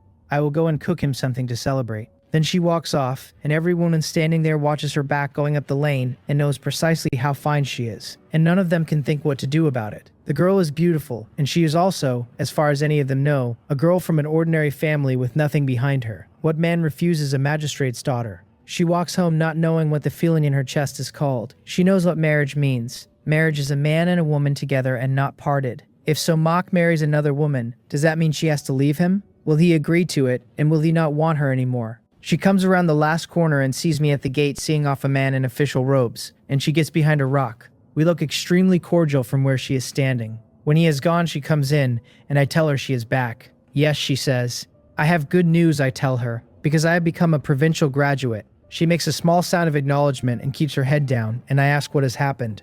"Nothing," she says, and she is fine. She will go and cook, and we will celebrate properly today. Then she has gone into the kitchen. Half an hour later, she brings it out, and the chicken looks and smells superb, and I take a mouthful of it and nearly die. She is pouring me water before I have stopped coughing. "Try it yourself," I tell her, and put a piece in front of her, and she takes a bite and her face goes white and she gets rid of it fast. She says her hand slipped with the salt, and pushes the greens at me instead. The greens have no salt in them at all. She pushes the rabbit at me, and the rabbit is so sour I have to ask how much vinegar went into it. Then she takes the whole lot back to the kitchen and starts again. The second attempt is fine, and she barely touches it. She sits there shoveling plain rice into herself and forgetting the dishes entirely. And afterwards she breaks 2 plates washing up. Hanging the laundry, she takes a garment off the line, looks at it, and puts it back in the basin, and does that several times. Sweeping the yard, she sweeps one patch of it over and over. That evening, she does not go to her room. She sits in the courtyard looking up at the stars, and I come out with a book and tap her on the head. She jumps and glares at me and tells me I frightened her half to death. I should be the one asking, I tell her, because she has been somewhere else all day. What happened? Nothing, she says, and turns her head away. Truly nothing, she says again when I ask a second time.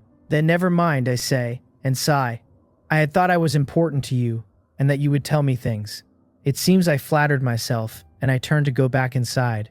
She catches the corner of my coat. It is not like that, she says to the ground. Then why will you not tell me? She stands there hesitating with her chin nearly on her own chest, and I wait, because there is no hurrying this. So Mac, she says at last, and looks up, and she is frightened. The magistrate wants to give you his daughter, she says, and asks whether that is right. How did you hear that, I ask. I heard it, she says, and her eyes move, and she asks whether I am going to marry her. Does Miss Bake think I should? I ask. She looks down again and says nothing for a long time, and her fingers work at the hem of my coat. When it finally comes, it is barely over the sound of the wind. I do not want you to marry her. Silly girl, I tell her, and pinch her cheek and tell her that then I will not. After that, she is herself again, loud and busy and humming over the cooking, and I never had any intention of marrying the magistrate's daughter in the first place. What happened was that I began declining it politely, and he cut me off and told me not to answer in a hurry and to think it over. I could not find a second way to say it, so I resolved to go into the county in a few days and thank him properly and refuse. Which is what I do. He is disappointed and he understands, because I tell him there is already a woman I am attached to, and he does not raise the marriage again. Instead, he spends the afternoon on scholarship and on the court, meaning to hand a young man some early education in how officialdom actually works, because in his view my entering it is now settled. The reason he is so sure is something he heard afterward, which is that my first place was down to the appreciation of Master Zhang. Master Zhang, I say. Zhang Qianji, he says, stroking his beard, and names him Hanlin Academician and Libationer of the Confucian Academy. A man of enormous standing who writes and establishes doctrine, currently holding a leisurely post and carrying immense weight in the court. The Prime Minister was his student. Your first place this year was on his recommendation. Then I should certainly call on him, I say. Do, he says, but do not try to ingratiate yourself, because that will only annoy him. Present your card, drink a cup of tea, thank him for the promotion, and leave. This student understands. I tell him, and bow. While I am doing that, at home, she is making chicken soup, goji and longan and mushroom, an old hen jointed and blanched, and then an hour on a low fire. She claps her hands and puts the lid on and sits down to watch the yard gate. Half an hour later, somebody arrives who is not me. The woman at the gate has the look of something that does not belong on a village lane. She is in Taoist robes with a horsetail whisk in one hand, and she asks whether the young lady might spare this Taoist a bowl of water. Of course, Baek Yosel says, and goes and gets one, and studies her while she drinks, and privately concludes that she is extremely beautiful. The Taoist drinks the whole bowl and hands it back and then looks at her without blinking. Is there something you need, immortal? Baek Yosel asks, tilting her head. Not really, the Taoist says. Then she gives her name as Buljin, and says she is an elder of the Qianyan sect, that she observes the young lady has extraordinary talent and some affinity with the Tao, and asks whether she would come up the mountain and cultivate with her. Cultivate, Baek Yosel says, and waves both hands, and tells her she is not going because she has somebody to look after. If I went, there would be nobody to cook for him. There is no hurry to answer, the Taoist says, smiling. Think it over carefully, because with an aptitude like hers, it would be a pity not to cultivate. I will come again in 2 days. Then she performs a Taoist salute and steps up into the air and is gone. Baek Yosel stands at the gate with her eyes enormous, because she has never seen anybody fly. I get home near sunset and she has the soup ready before I have sat down, and it is rich and clean, and not greasy at all, and her cooking has genuinely become very good. Is it good? She asks, with her chin on her hands and her eyes curved. It is good. Then drink more, she says, and puts 2 more pieces of chicken in my bowl, and informs me that there is nothing else tonight and I am to finish the entire bird.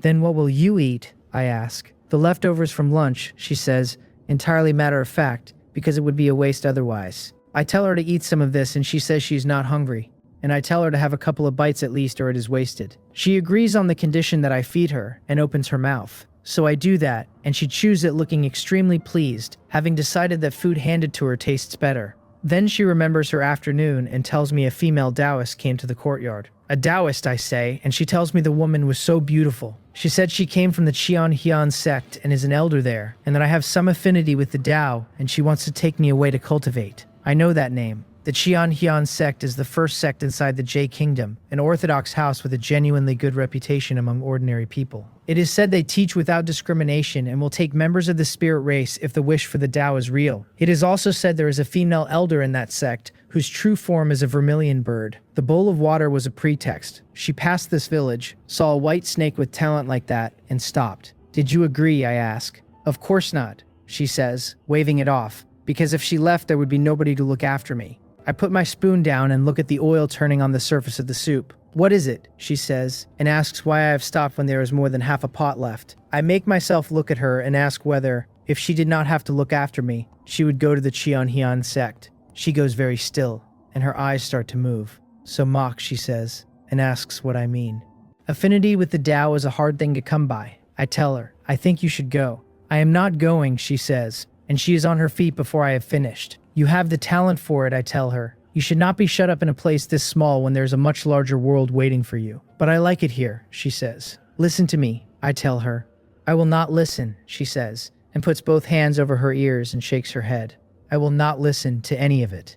You are an enormous stinking egg, she says. Then she wipes her face and runs out of the courtyard, and I call after her, and she has already gone into the dusk. I sit on the stone stool for a while looking at a pot of chicken soup. In my view, keeping her beside me is doing her no good at all. With a master to guide her, she would go much further and much faster. And there is the part I cannot say out loud to her. That is, that when she finally goes for the dragon, she will have to travel down the river, to the sea. A passage like that needs somebody standing over her to guard the Tao while she makes it. The Qianhian sect is one of the 10 great sects of this world. They can do that. I am a scholar with an examination certificate and no spiritual root whatsoever, and I can carry water. Am I the thing standing in her way? I take the cord out from under my collar and hold the scale in my fist for a moment. Then I get up and go into her room.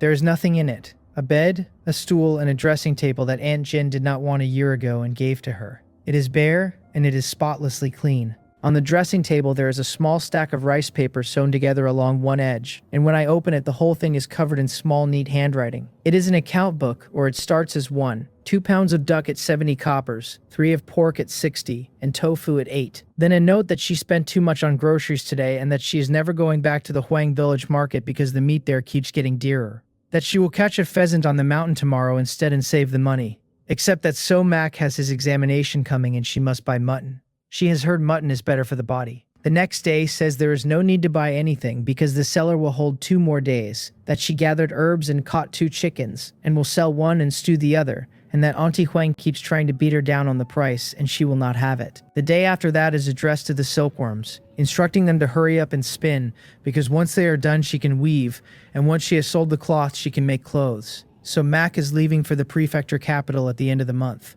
and she wants him in a good blue shirt, because other people's scholars have new clothes and hers is going to have them too. Then a day with nothing on it but chives at 1 copper and rapeseed at 2 and an aubergine. Then a day saying she has finished the new clothes and will give them to him on the morning he leaves, and he will certainly like them. Then a day saying he wore them, and that this young lady's needlework is excellent and he looks very handsome. That he said he does not need clothes and that instead of a blue shirt for him she should have made a dress for herself.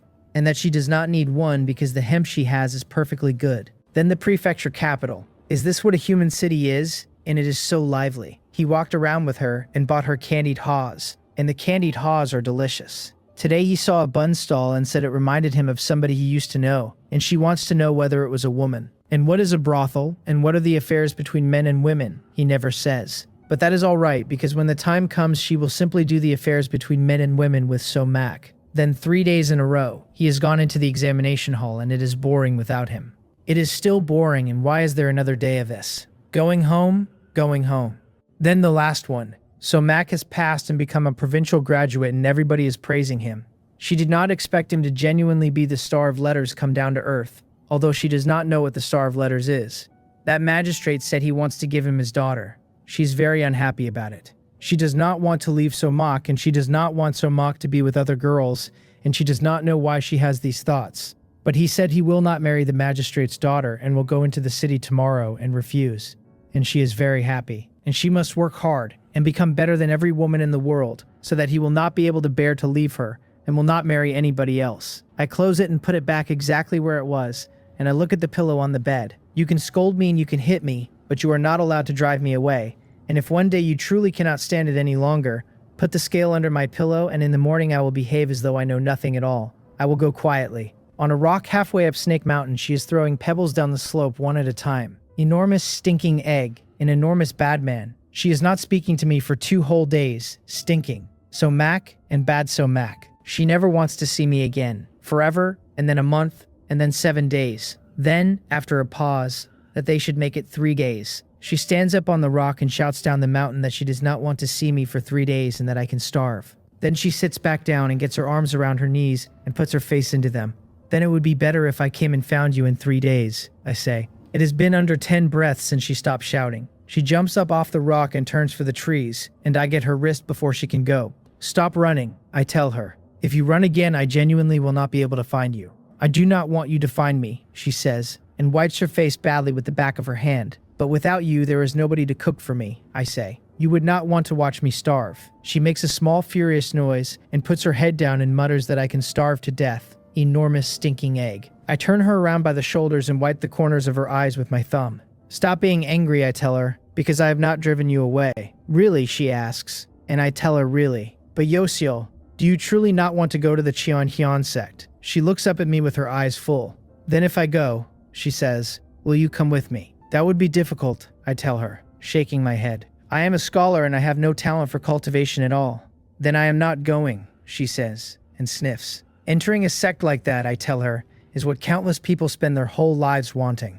Ascension is very hard and you have the chance in your hand. But so Mac, she says, and those peach blossom eyes come up and settle on me. So what if I do? If I ascend and you are not there? What is any of it for? An ascension without you in it is not a road I want to walk. 2 days later, the Taoist knocks again, exactly as she said she would. Standing in my gateway, she gives off the distinct impression of somebody who does not belong to the world the rest of us live in. She is extremely beautiful, and it is impossible to have a low thought about her, because some part of you understands without being told that the distance between yourself and that woman cannot be crossed. Baekhyosel gets behind me the moment she sees her, as though she expects to be carried off. Buljin performs a Taoist salute and greets the young master, and I return it and greet the fairy, and then she asks what my relationship to the young lady is. Friends, I tell her. She nods and looks past me at the girl clutching a handful of my robe and asks how she has considered the matter. Baekhyosel puts half her face out from behind my shoulder and says she does not want to cultivate and will not go anywhere with her. Buljin looks at me instead, and I have to admit that I tried to persuade her yesterday and that she would not have it under any circumstances. The Taoist takes that without any visible disappointment and says she understands and that the predestined connection has evidently not arrived yet. Then she produces a jade pendant and says that if Miss Yosol changes her mind, she can bring it to the Cheonhyeon sect at any time and ask for her. My girl looks at me before she takes it and only accepts it once I have nodded. Then Buljin says she will not disturb us further, and I offer to walk her out of the village, and she turns and looks directly into my face for a moment before agreeing. Once we are past the last of the houses, she asks whether there is something the young master wishes to ask her. She has worked out that I did not offer for the pleasure of the walk, and that whatever it is cannot be said in front of Baekhyosel. Nothing is hidden from the fairy, I tell her, and I do have a question. Then I ask her about the business of a snake becoming a dragon. There is a flicker of surprise in her eyes, and she observes that the young master already knows. How could I not? I tell her. When I was a boy, I saved a small white snake, and 3 years later a girl in a white dress came and found me. She has no fixed home and disappears every winter, and at the beginning she was not practiced at the shape and let the tail out more than once. Most likely she is the only person involved who believes the secret is intact, but since she has never said it, I have never asked. Are you not afraid? The Taoist says. She has never harmed anybody, I tell her, so why would I be afraid of her? Good, she says, and looks at me with something like approval, and adds that the young master has a Tao heart and it is a pity the bones underneath it will not support cultivation. Everybody has their own way of being alive, I tell her. If I cannot cultivate, then I will be an ordinary man. Then I ask whether the fairy came for Yosiel as well, and she does not bother to dress it up. She says she was passing through the village and noticed a courtyard carrying a faint trace of demonic chi. That the chi was as clean and clear as sun and moonlight. That means the creature producing it has never hurt anyone and has been cultivating on nothing but the spiritual power of heaven and earth. She was curious enough to come and look, and what she found in my yard was a girl with excellent bone structure and extraordinary talent. She formed the intention to take her as a student, and she hopes I will forgive her for not saying so at the time. The fairy is too polite, I tell her, and I hear something heavy get into my own voice. She should not be here at all, because I am the one who has her locked up. Bulgin smiles at that. Human or demon, she says. Everybody has their own predestined road. Since she wishes to stay beside the young master, then for her, the young master is the Tao. How can you call that locking her up?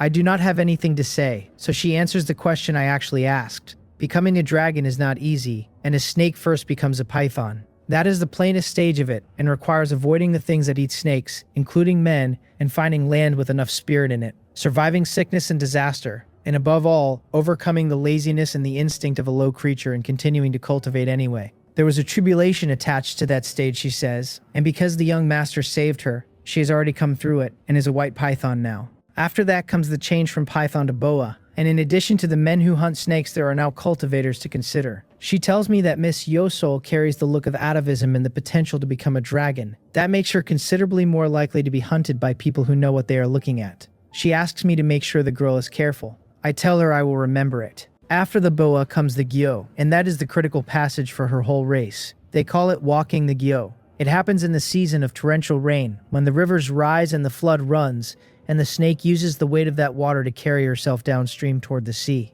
It is extraordinarily dangerous. There are natural obstructions in the channel, boulders and mountain spurs to break through or go around. There are the things men have put there on purpose, the dragon-slaying swords hung under the arches of bridges, the piers and the dams, the dragon-locking chains cut with talismanic script, and there will be storm and lightning over the whole passage. The lightning comes down on the snake race while they run the flood, and a great many of them are broken to pieces in it. And after that, the dragon. Once the snake reaches the sea, she is called a hidden gyo, and at that point she can simply cultivate with a settled heart. When the cultivation reaches its mark, 9 bolts of supreme golden lightning come down on her. If she fails, the body is gone and the Tao perishes, and the soul is scattered. If she succeeds, she is a true dragon. I listen to all of that with my brows getting lower. When she has finished, she stops walking at the mouth of the village and turns around and tells me she knows what I am worried about. The young master is worried, she says, that becoming a dragon is dangerous enough that having her sit in a courtyard is going to cost her, that she would be safer on a mountain with somebody powerful standing over her. And the young master was thinking, back there in the yard, that although she will not come up the mountain this time, he could work on her slowly and change her mind later. I do not answer that, which is an answer. Bulgin shakes her head. In this world, she says, everybody has their own predestined road. You believe that following me up a mountain gives her better odds when the time comes. You believe you can only delay her Tao. But is that actually so? Then she looks up. It is daylight and there is nothing overhead but sky, and something moves in her eyes anyway. Stars and distances, as though she were reading a page nobody else can see. Rolling about in the dust of the mortal world, she says. Who is to say that is worse than clean cultivation on a mountain? And although the young master is immortal, who is to say he will do less than we cultivators do? I ask her what she means by that. The stars go out of her eyes and they are ordinary black again, and she smiles at me and gives me 3 things and no explanation. Follow your heart, she says. The young master is her fortune, and also her fate. I sit in the courtyard afterward with a book I cannot read, because that last exchange keeps running through my head. The plan was to work on her gently, persuade her over months, so that when she finally went up the mountain everybody could part smiling. She would cultivate with a settled heart instead of being pushed out and carrying a grievance about it. Now I am not certain of any of it. Is the driving away unnecessary? Is any of this the right thing to do at all? She depends on me more every season, and I am immortal with 100 years at the outside, and when those 100 years are up, she will watch me die. Can her Tao heart survive that? A small hand starts waving in front of my face, and she is saying my name for what is evidently the 3rd time. She wants to know whether it is really all right for her to bring her sister down the mountain tomorrow, as she mentioned before. That is naturally fine, I tell her, and she says I will definitely like Socham, and then she watches me sink straight back into it and puts her lip out. What is wrong with you, she says. Ever since you walked that Taoist out of the village, you have been going about like something with the soul taken out of it. Then a genuinely alarming thought arrives, and she takes a step backward and demands to know whether I have fallen for the Taoist. I roll the book up and tap her on the head and tell her that I have not. Truly not, she says, clasping her hands behind her back and bending down to look up into my face. I catch a view I was not intending to and get my eyes elsewhere at speed and tell her truly not.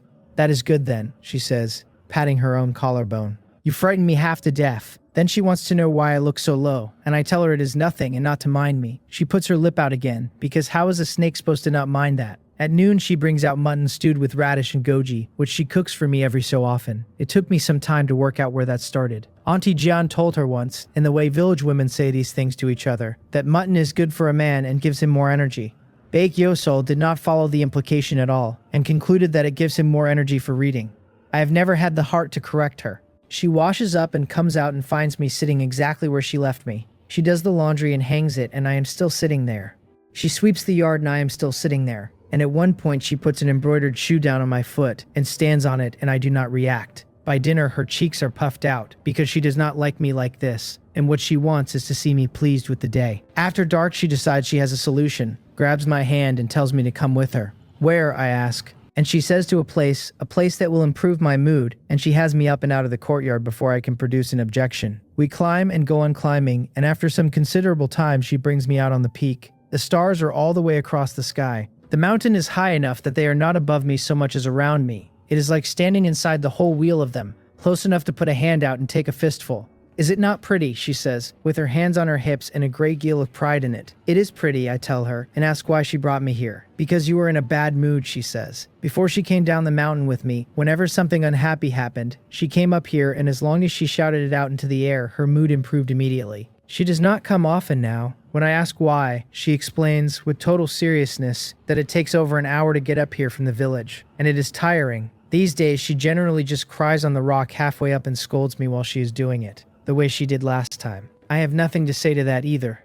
Go on, she says, pulling me forward, and try it, and you have to shout properly. I tell her this is not really appropriate. She wants to know what is wrong with it since there is nobody to hear, and tells me to watch. Then she turns her back on me and faces the ranges, and shouts at them that I am an enormous stinking egg who is not allowed to dislike the food she cooks. Then that I should stop reading and come and play with her. Then that I am not allowed to scold her or she will stop speaking to me. Then that I am not allowed to marry other girls and does hear her. Then that I have to cheer up, because otherwise she will be unhappy too. Her voice goes out across the ridges and comes back off them in pieces, and I stand behind her and listen to it. Every single sentence she has shouted into those mountains has my name in it. That is about it, she says, turning around. It is very useful. Putting the usefulness aside, I say, why is all of it scolding me? She rolls her eyes at me and tells me it is because I am the only one in her world. Something goes over in my chest and does not settle again. Follow your heart, the Taoist said, and my head clears while I am standing there, and I understand what I have been doing. Since she does not want to leave, why have I spent all this time trying to make her go? Even if I am dust in 100 years, so what? For those 100 years, I am beside her. After that, I go back into the ground and she goes up the road to immortality, and if that is the arrangement, then it is not a bad one. Go on, try it, she says, tugging my wrist, and tells me it really works. Do I actually have to shout? I ask, and she says that I actually have to shout. So I look out at the ranges under the moon and get past the embarrassment and shout that 100 years is so short. She blinks at me and then laughs, and the laugh goes out across the mountains like small bells, and she wants to know what kind of trouble that is supposed to be. Then she comes and stands beside me, facing the same way, and shouts back that 100 years is not short at all, and that 100 years is very long. Silly girl, I say, and turn my head to look at her. For a person, 100 years genuinely is a long time. For you, it is nothing at all.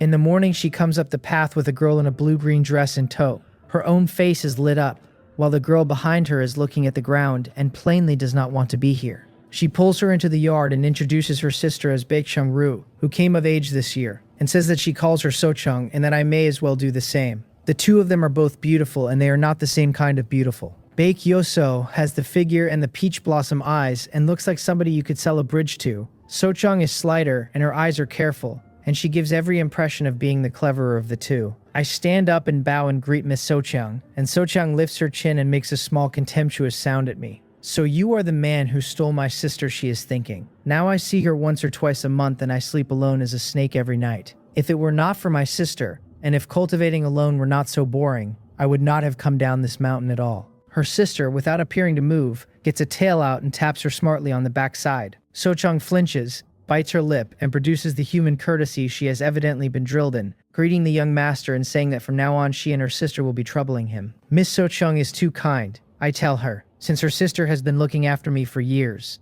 Then I apologize that there is not another room, and ask whether she minds sharing with her sister. No trouble at all, Baek Yosol says immediately on her sister's behalf, since they have slept together since they were small. Sochung nods and says she likes sleeping with her sister. That is good, I say, and tell her to make herself at home. From this point we are all family. Who is family with you? So-chang mutters, and gets about halfway through it before the tale arrives again, and her eyes go bright with tears, and she is fairly sure her backside is red. Then Baek Yoseol announces that she is showing her sister the room, hauls her inside, and shuts the door hard enough. It seems Miss Soo-chang has some objection to me, I say to the empty courtyard. Behind the door, her sister has her hands on her hips and is running through the terms, and So-chang recites them back while rubbing herself. First, do not give away what they are. Second, treat So-make exactly as she treats her sister, and do not cause him trouble. Her sister leans in and adds that she is to behave, and that behaving means listening not only to her but to me as well. So-chang says yes in the voice of somebody who has been outmaneuvered. He is a very good person, her sister tells her, patting her head. So-chang points out that they are demons and he is a human, and asks how that is supposed to work, and what happens if he finds out. Do not worry, her sister says, straightening up with enormous confidence. He is genuinely dense, a complete bookworm, and he will never notice. Look at me, she says. I have been here all this time and I have not been exposed once. So-chang looks at that expression and cannot find anywhere to begin. Why has a sister this silly not been discovered? Unless the man is somehow sillier than she is. Anyway, her sister says as long as you do not let the tail out and do not get caught eating mice, nothing will happen. So-chang says she understands, and sighs inwardly, and decides that since matters have got this far, she will do as her sister says, and live with a human for a while. Then her sister hauls her out again to buy groceries, promising to teach her cooking and laundry at noon, and warning her there is a great deal to learn. Half an hour later, the two of them are in Hwang village with a basket, and her sister explains that several villages set up stalls here, and that this is where she shops. That some of the aunties will cheat you, so you must haggle, and that So-chang should watch closely. Then she turns and asks Grandma Lee what she wants for the crucian carp, and repeats the number back at her in a tone of open outrage. She concedes the fish is plump and about 3 pounds and says the price is still robbery. She offers 25 coppers. She rejects 28 and holds at 25. And then, having exhausted the commercial phase of the negotiation, she takes hold of Grandma Lee's arm and shakes it gently and asks her to please sell it, points out how pitiful the fish looks, and says that if nobody eats it the poor thing will only suffer. Then she hands over 25 coppers, thanks Grandma Lee, puts the fish in the basket, and turns to her sister with the expression of a woman who has just delivered a lecture on strategy. That is how you haggle, she says. So-chang stands there with a number of thoughts. She has not spent much time among humans, but she is fairly confident that is not how anybody haggles. She says out loud only that it does not look very hard. Who said that? Her sister says, indignant. It is extremely hard, although it has got easier since So-mak passed his examination, because people from all the villages around are very considerate to him now. Then So-chang, who has been paying attention, asks whether her sister does the arm shaking with other men as well when she wants a price down. Of course not, her sister says, and rolls her eyes at her. If a man wants to sell, then fine, and if he does not, then she goes elsewhere. She only does that to one man. Who? So-chang asks. Silly, her sister says, and flicks her forehead and tells her it is So-mak, obviously. And it turns out to be exactly true. Watching her through the rest of the market, So-chang sees her coax the old women and the aunties shamelessly. With the male stall holders, she names a price flatly, and if they take it, she buys, and if they do not, she turns around and walks. They cook together after that. So-chang, who has always known her sister as clumsy, watches her handle a fire and a knife with an ease that can only have been bought with a great many failures nobody witnessed. At the table, her sister leaves all the meat in the dishes for me and does not touch any of it, and only eats what is left after I have put my chopsticks down. So-chang notices that the human man keeps quietly leaving behind the dishes her sister likes. In the afternoon, she helps clean, and her sister goes over the rooms and the yard with a thoroughness that borders on religious, and then takes a book and sits down to read beside me. Except that So-chang observes she is not reading at all. When my hand moves toward the cup, her sister has already picked up the pot. When I roll my neck, she is on her feet and behind my shoulders. Before I have finished, she appears to know what I am going to do slightly before I do it. In the evening, they cook again, and after dinner, her sister rolls her sleeves up and heats water for my bath. 7 days in, sharing a tub with her sister, So-chang finally asks whether she does not find all of this boring, doing the same things every single day. Boring, her sister says, blinking, and asks why, because she finds it very enjoyable. So-chang wants to know what part of washing clothes and cooking and sweeping a yard and heating a man's bathwater is enjoyable. Her sister thinks about it seriously while she scrubs her sister's back, and admits she does not entirely know either. It is only that as long as she is near him and doing things for him, even small things, she is very happy. So-chang does not understand a word of that. But the days go past, and she starts to find that this man is not so bad. His temper is even, and he smiles at everything. And when she wanted to learn her characters, he taught her patiently, and did not once make her feel stupid.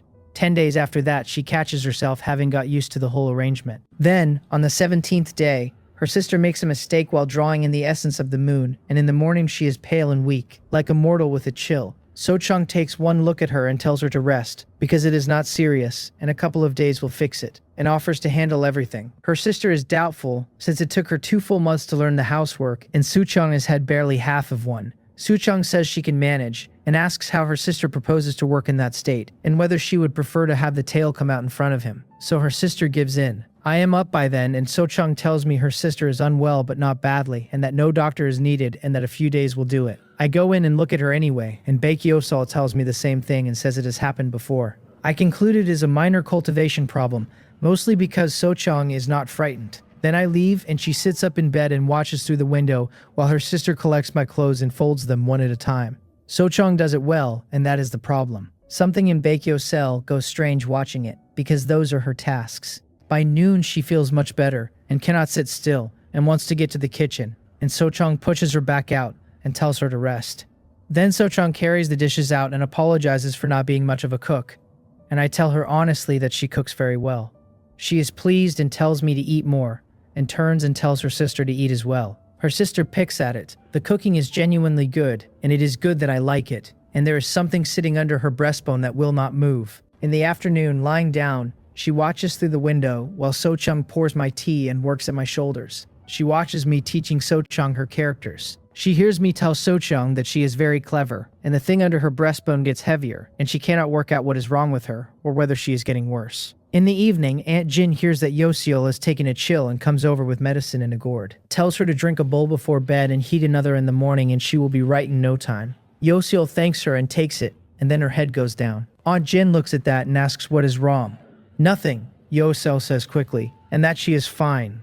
Come on, Aunt Jin says, with a look. You are so simple that everything you feel is written on your face, and I can see there is something. Out with it. When you are ill, you cannot keep things stoppered up, or you will not mend. Yoseol bites her lip and works the blanket between her fingers, and Aunt Jin waits her out, and eventually it comes. Today, So-chung looked after So-mak for her. She folded the clothes neatly and cooked well and cleaned the yard properly. She says she ought to be glad about that, and asks why instead she feels hollowed out and why her chest goes tight until she can hardly breathe. Aunt Jin, she says, and asks what illness this is. Aunt Jin blinks, and then something arrives behind her face, and the corner of her mouth turns up. Let me guess, she says. It is worst when So-chung gets close to him. Yes, and when he praises her, you are glad for your sister, and there is something underneath the gladness that feels like losing something. Yes, exactly. Aunt Jin points at the girl's chest and asks whether it goes sour sometimes, like having drunk vinegar. That is it exactly, Yoseol says, sitting up.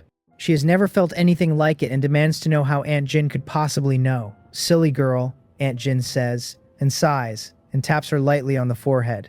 You have fallen for him. She is mostly recovered the next day, which I am glad about, and then she starts behaving extremely strangely. She looks at me constantly and stops the instant I look back, and turns away and pretends nothing has happened, and starts again the moment my eyes go elsewhere. She is doing it right now while hanging the washing, and I can feel it through the top of my head. When I look up, she jumps as though somebody has run a current through her, and busies herself smoothing a garment that is already flat. So I put the book down and walk over, and the closer I get, the faster she works. When I ask whether she needs something, she waves both hands and tells me there is nothing at all she could possibly need. She is scarlet. I cannot see any reason why hanging washing should turn a person that color. I am about to ask again when a garment slides off the pole beside me, and I catch it without thinking. The weight and the fabric of it register somewhere around the same instant as what it is. She calls me a lecher, snatches the undergarment out of my hand with her whole face on fire, clutches it to herself, and slams her door. I stand in the yard holding nothing and thinking that something has definitely changed. She knows how to be embarrassed now. Once a year ago, one of those blew off the line into my face, and she laughed until she had to sit down, and then tried to push it further in. At lunch, she takes a mouthful of rice and steals a look at me. When I reach for the bowl and my fingers touch hers, she pulls her hand back as though burned, and then applies herself to the rice with tremendous concentration. So-chung and I look at each other across the table, and neither of us has anything. Later, when her sister is out of the room, So-chung asks me quietly what is wrong with her. I tell her honestly that I do not know, and that it has been like this since the morning. If Baekhyosol were an ordinary girl, I would find none of this remarkable. That is the difficulty. The woman who has spent years asking me at the dinner table what a brothel is has developed a functioning sense of shame overnight. There is something with it that looks a great deal like the bashfulness of a first attachment. I find it strange and slightly unmooring. That evening I come out from washing, and she is gone. So-chung is in the yard feeding mulberry leaves to the silkworms and says her sister went out for a walk and will be back. I decide to go and find her and ask whether So-chung will be alright alone. And So-chung says she will be, and there is a distinct flicker of pleasure in it. The moment I am out of the gate, she takes her true form and goes looking for dinner. Her sister's cooking is perfectly good and she has not had a mouse in a long time. I know where Baekyo Seal is before I have left the village, and I go up Snake Mountain. She is on the rock in her white dress with her arms around her knees, looking at the stars. Have you run into something unhappy again? I ask. She jumps slightly and says it is nothing. I ask whether she is sure and she says that this time it is genuinely nothing. I observe that she has been strange all day and appears to have been avoiding me, and she says I have misunderstood and turns her face away. Then perhaps I did misunderstand, I say. It is late and we should go back before So-chan worries. So we walk down the mountain together, and the moon comes through the pines and lays broken pieces of light over the path, and I find myself walking more slowly than I need to. Her hem brushes the tips of the roadside grass as though she is trying not to wake anything. There are two shadows on the ground going closer together and further apart. Then the fireflies come up out of the low air without either of us noticing when it started, drifting like small displaced stars. One of them comes past her temple and hangs there a moment before it goes. She looks up at my profile, and something in the softest part of her chest gets touched, and it feels as though a thing is pushing up out of the soil in there, sweet and sour at once. She wants me to know and is terrified of my knowing. So Mac, she says. Yes, nothing, she says, retreating. She has only noticed that the fireflies are very beautiful tonight. They are, I agree. Then she goes quiet and works her skirt between her fingers, and gathers herself again, and tells me she has noticed that the moon is very round. It is, I say. Then that there are a great many stars, and I agree that there are. Then that Auntie Wang seemed unusually happy today, and I tell her it is because her son's business in the county has started to do well. Then that So-chung does not like green peppers, and I tell her I noticed that some time ago. Then that the big black ox has got lazy, and I tell her it is because the ox is old. So Mac, she says, and I answer her. I have noticed, she says, and then tells me that she thinks she has fallen in love with me. So-chung is in the courtyard with a satisfied expression and a great many fewer mice in the surrounding fields. Then her sister comes back out of the dark at a dead run and announces that she is going to sleep. Disappears into the room before So-chung can get a whole sentence out. Half a quarter of an hour later, I come up the path, and So-chung is on me immediately wanting to know what happened to her sister and whether something occurred between us. Something did occur, I tell her, and it is nothing bad, and her sister is genuinely fine and she does not need to worry. Since Brother So says so, So-chung decides her sister must be fine. Inside the room, her sister is lying face down on the bed with a pillow over her head and only her eyes showing.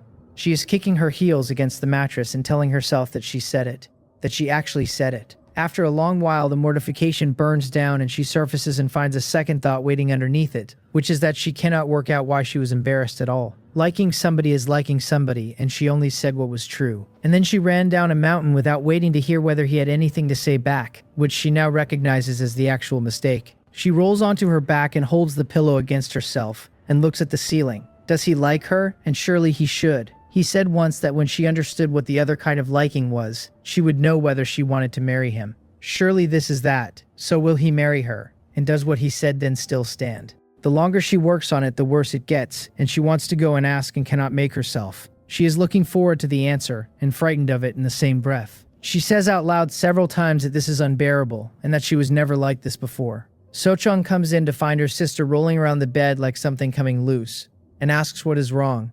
Gets told from behind a pillow that her sister no longer feels like herself, and does not know what to do about it. In my own room, I light a candle and open a book, and get about a quarter of an hour into it before I accept that I am not reading. I did not expect that. She has said she likes me before, dozens of times, and I have always known exactly what she meant by it, and tonight was not that at all. And I stood there long enough to be no use to anybody, and she was gone down the mountain before I could answer her. That girl, I say to the empty room, and blow the candle out. It looks as though I will be going into town tomorrow. I have kept her waiting long enough already. In the morning, she is wiping the table when I come out, and she takes one look at me and goes into the kitchen like a bird leaving a branch. She says nothing at breakfast and will not look up, and every time I come within a few feet of her, she finds urgent business elsewhere. So-chung watches the pair of us with growing bewilderment. By the afternoon, Baekyo's soul has decided she cannot go on like this, and slaps her own cheeks and comes out to clean the yard, specifically in order to be near me. I sit there behaving as though the previous evening did not occur, because I have somewhere to be and nothing to give her yet. She walks past me repeatedly. She rearranges things within my line of sight. I do not react, and by the third circuit she has begun to wonder whether I have lost my memory. Then she goes inside, puts a pillow between her knees, and beats it methodically while informing it that Stinking So Make said those things were valid, and now says nothing at all. That although she was the one who ran away, he could still answer her, and that he is an enormous stinking egg, and she will never speak to him again. So-chung comes in, observes that the cotton is coming out of the pillow, and asks whether her sister is all right. I am fine, her sister says, breathing hard. Is that Stinking So Mock still reading? No, So-chung says, because Brother So went out. Out, her sister says, blinking, and asks where he has gone.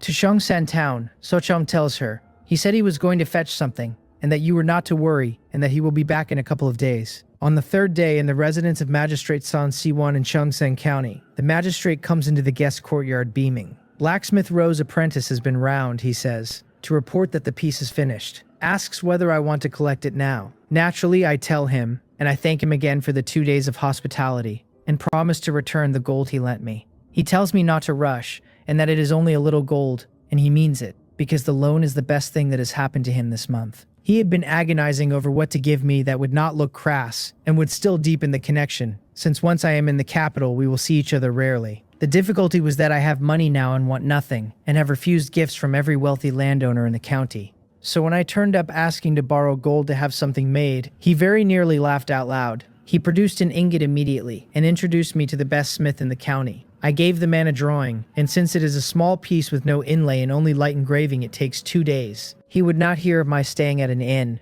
I have been in his house since, and privately he hopes I never repay that gold at all, because a man who owes you a small favor is closer to you than a man who does not. He has 2 regrets. The first is that the piece is small and used very little gold, so the favor could not be larger, and I would not take the remainder back. The second is his daughter. He has tried several times, and having me under his roof was as much about her as about me, and he is confident in her looks. He thought that if we met properly I might revise my position. Over 2 days she has brought me tea while I read, and we have eaten at the same table several times. The outcome is that the young lady is now genuinely taken with me, and has asked her father to find a way, and I have never once looked at her twice. There is no way for him to find. He has made inquiries, and he knows there is a Miss Bake in Stonebridge Village who has kept me in silver and cloth and gathered herbs so that I could study. Doing anything underhanded would cost him my regard, and if it got out it would cost him his name. So he has concluded that his daughter and I were simply not fated, and he is a decent enough man to leave it there. At the forge, Blacksmith Ro comes out bare to the waist and bows to us in the manner of a scholar, which does not suit him at all, then washes his hands and dries them carefully before he brings out a brocade box. Inside it is a gold ring, and the engraving on it, when you look closely, resolves into purple yang grass and azure dragonflower. Magistrate's son leans in and nods, because the work is good, and because the drawing was good. The smith asks nervously whether Master So is satisfied, and I tell him I am, and he lets out a breath. Then the magistrate throws him a piece of silver and tells him to keep the change, which is about 4 times the fee, and does it fast because he is afraid I will pay first. Then he suggests a drink, and I bow and tell him I appreciate it and must go back now. In such a hurry, he says, surprised. There is somebody who has been waiting a long time, I tell him, looking at the box. I do not want to keep her waiting any longer. At home, her sister has not eaten in 3 days. So-chung keeps putting food in front of her and getting told that she is not hungry, that a snake at her realm can live perfectly well on the spiritual energy of heaven and earth. And So-chung keeps sighing. Since I left, her sister has sat in that courtyard every day watching the path. The night before, something moved out there and she was up and running before she was properly awake, certain I had come back. It turned out to be a weasel after the chickens, and she was so incensed she threw every mouse So-chung had saved into the river. So-chung, she says, holding her sister's hand. Do you think So-chung tells her wearily that Brother So does not look like a man who has gone off anybody? Then why has he not come back, her sister says. Has he gone off with another woman? So-chung reminds her that Brother So said he was having something made and would be back in a couple of days, and that today is that day. Her sister says oh, and goes on watching the path anyway, because inside her the questions keep arriving. Did what she said that night frighten him? Does he not intend to keep his promise? Or has he decided that the magistrate's daughter is not so bad after all, and gone to Cheongsan to marry her? The longer she sits with it, the worse it gets, and a film comes up over her eyes. So-chung is startled and asks why she is crying and tells her not to, and is entirely out of her depth about it. Then over her sister's shoulder, she sees a figure come onto the path and resolve into a man walking toward the courtyard, and her whole face changes, and she says that Brother So is back. I come through the gate and find my girl looking at me with her eyes full and immediately assume something has gone wrong, and ask what has happened in the days I was away. So-chung starts to explain that nothing happened, that she told her sister I would be back in 2 days, that her sister, and then her sister takes her wrist and she swallows the rest of it.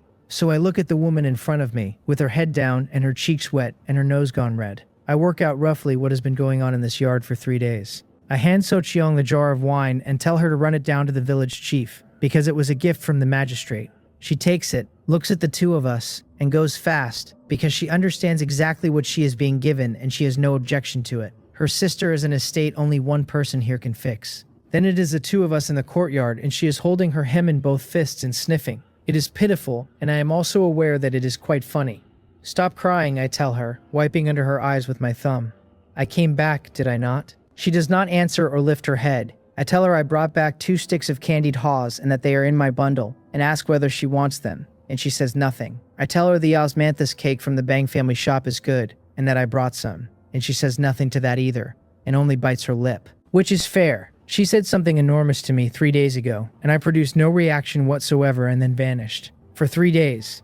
And put like that, it is difficult to defend. I am still assembling an approach when she reaches out and takes hold of my sleeve with 2 fingers. The summer wind comes across the yard and presses her dress against her, and lifts a few strands of her hair.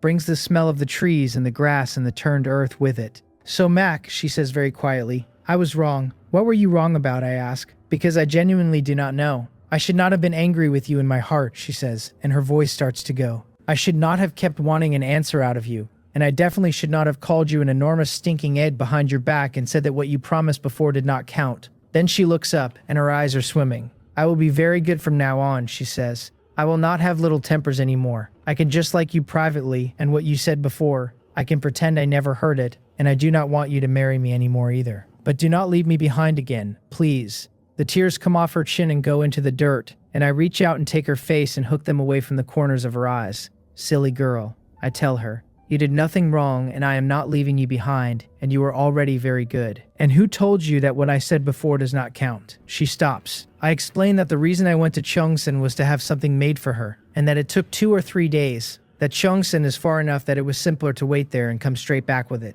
Then I take the brocade box out of my coat, and open her hand, and put it on her palm and tell her to open it. She does. In the completely artless way she does everything. The gold catches, and the engraving on it is her purple yang grass and her azure dragon flower.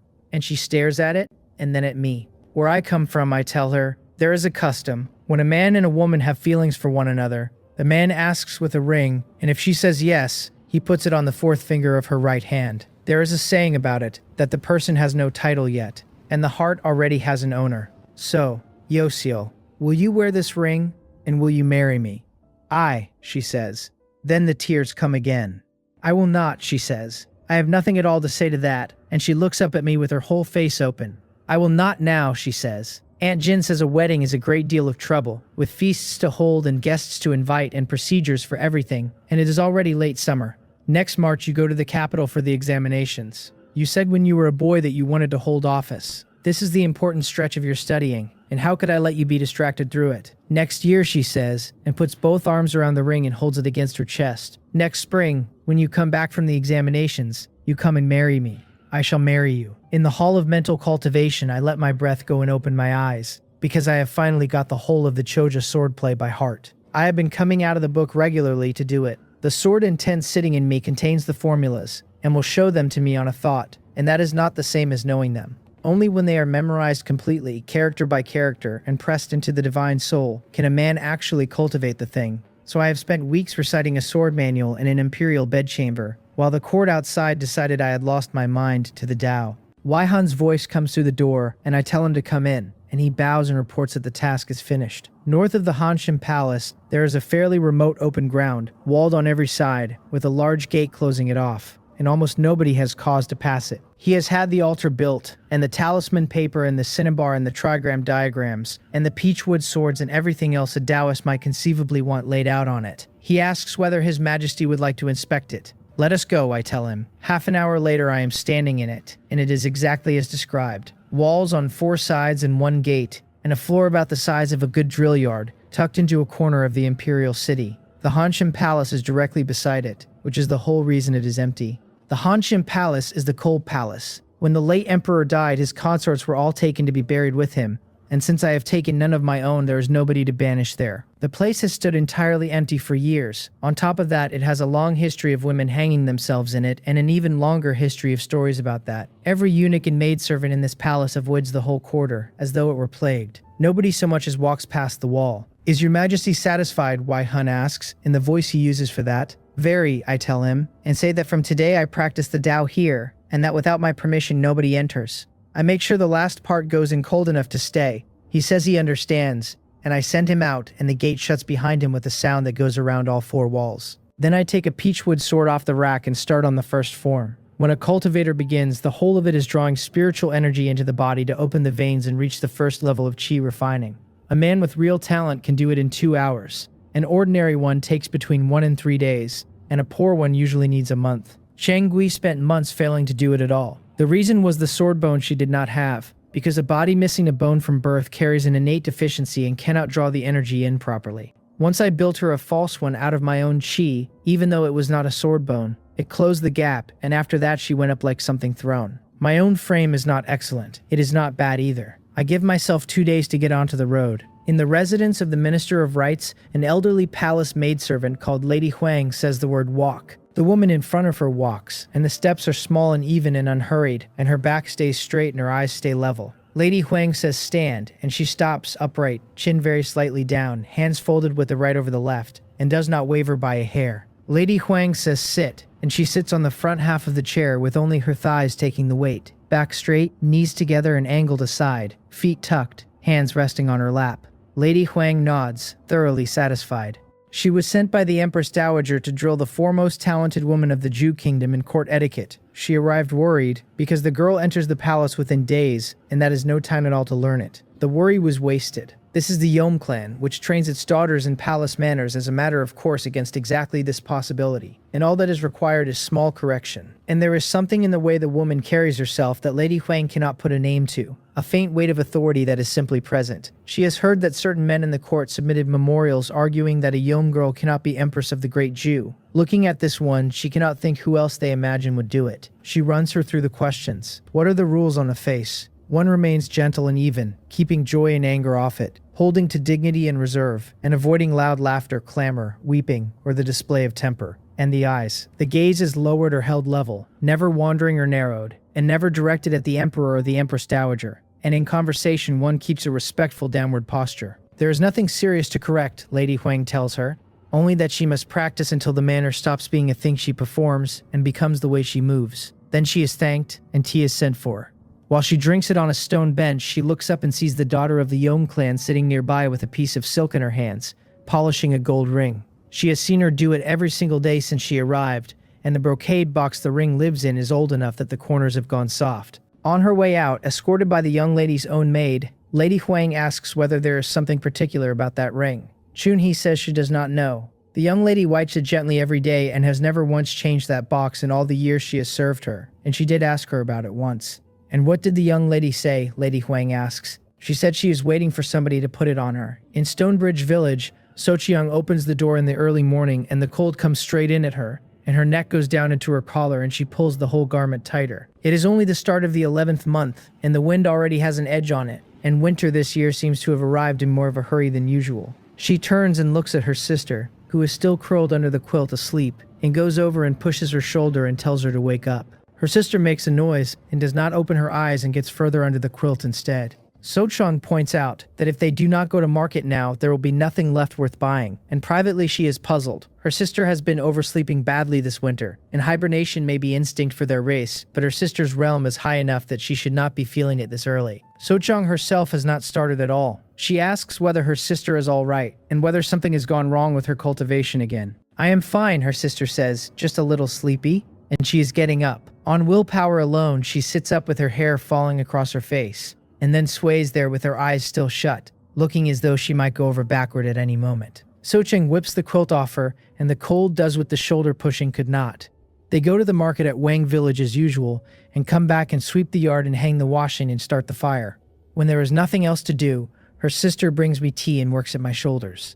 She has always done that. What Sochang has noticed is that since I came back from Cheongsan, the thing between her sister and me has changed. That the way her sister looks at me now has something in it that Sochang does not have a word for. The 12th month arrives and the weather closes down, and the oversleeping gets worse. Her sister does not understand it either. She only knows she is exhausted, and that it did not happen like this in either of the last 2 years. The new year comes on and every house is busy, and mine is busier than most. In other years, the village chief wrote everybody's spring couplets. This year, Stonebridge Village has produced a provincial champion. In every household, once there's written by me, so there's a little scholarship stuck to their door. I do not refuse. I grew up eating out of every kitchen in this village, and a few couplets is nothing. The trouble is that nobody will take them for free, so people keep arriving with chickens and ducks and fish and pork. I have tried to decline several times, and I do not win against the aunties of this village. One afternoon, while I am writing in the yard, I look up and find her nodding over her mending, her head going down and jerking up like a bird pecking, her eyes almost shut. I say her name and she comes awake hard and says she is fine, and then looks at what she has been doing to my blue robe, and makes a small, horrified noise. It does not matter if the mending is not perfect, I tell her. You are half asleep and you are going to put that needle through your hand. Go and lie down. She will not. There are 8 days to the new year, she says, and she still has a great deal to do. And she is not sleepy at all.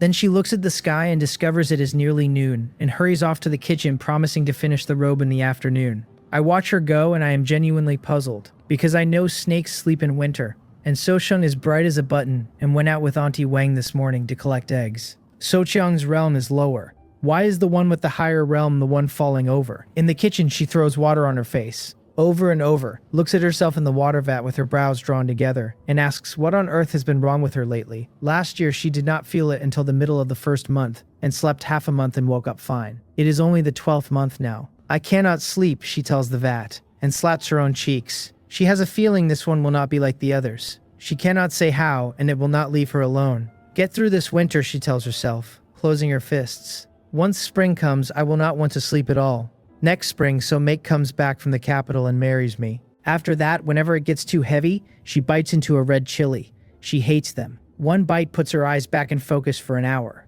On the 26th day of the 12th month, 3 days out from the new year, a letter comes from the capital and magistrate's son brings it to the village himself.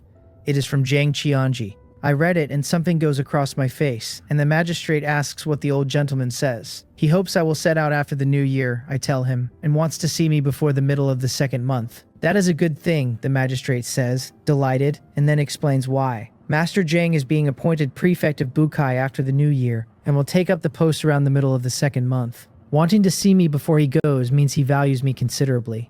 Then he looks at my face and asks why I do not look pleased about it. I tell him I wanted more time with my family. He sighs at me and says that sentiment is a good quality and that an invitation from Master Jiang is what every scholar in the kingdom dreams about. That I am young and there will be a great deal of time for family later. He points out that the examination is in early March, so going half a month early costs me nothing. Do not be foolish about it. This student understands, I tell him, and bow. Good, he says, and pats my shoulder, and then because he cannot help himself, adds that he hears from my village chief that I intend to marry the Bake family's daughter when I come back. Once I have passed with honors, he says, there will be a red horse and a flower on my chest and 10 miles of dowry and the whole town hung with lanterns. A scholar and a beauty like that will be the talk of the prefecture. On New Year's Eve, I am up a ladder with the spring couplets, and Sochiang is standing below me directing. She tells me it is crooked and to go left, then that it is still not right and to go right, then that it does not look right and to go lower, and then actually higher, and then yes, exactly there. I paste it. Then I come down the ladder and she rubs her chin and observes that it still looks slightly crooked and perhaps should have gone a little more to the left. I flick her forehead and ask why she waited until it was stuck to say so. Her sister is cooking. The couplets go up on New Year's Eve, and the feast is eaten at noon. Around us, the village has started letting off firecrackers, one house after another, each one announcing that another family has sat down. The food comes out and she calls us.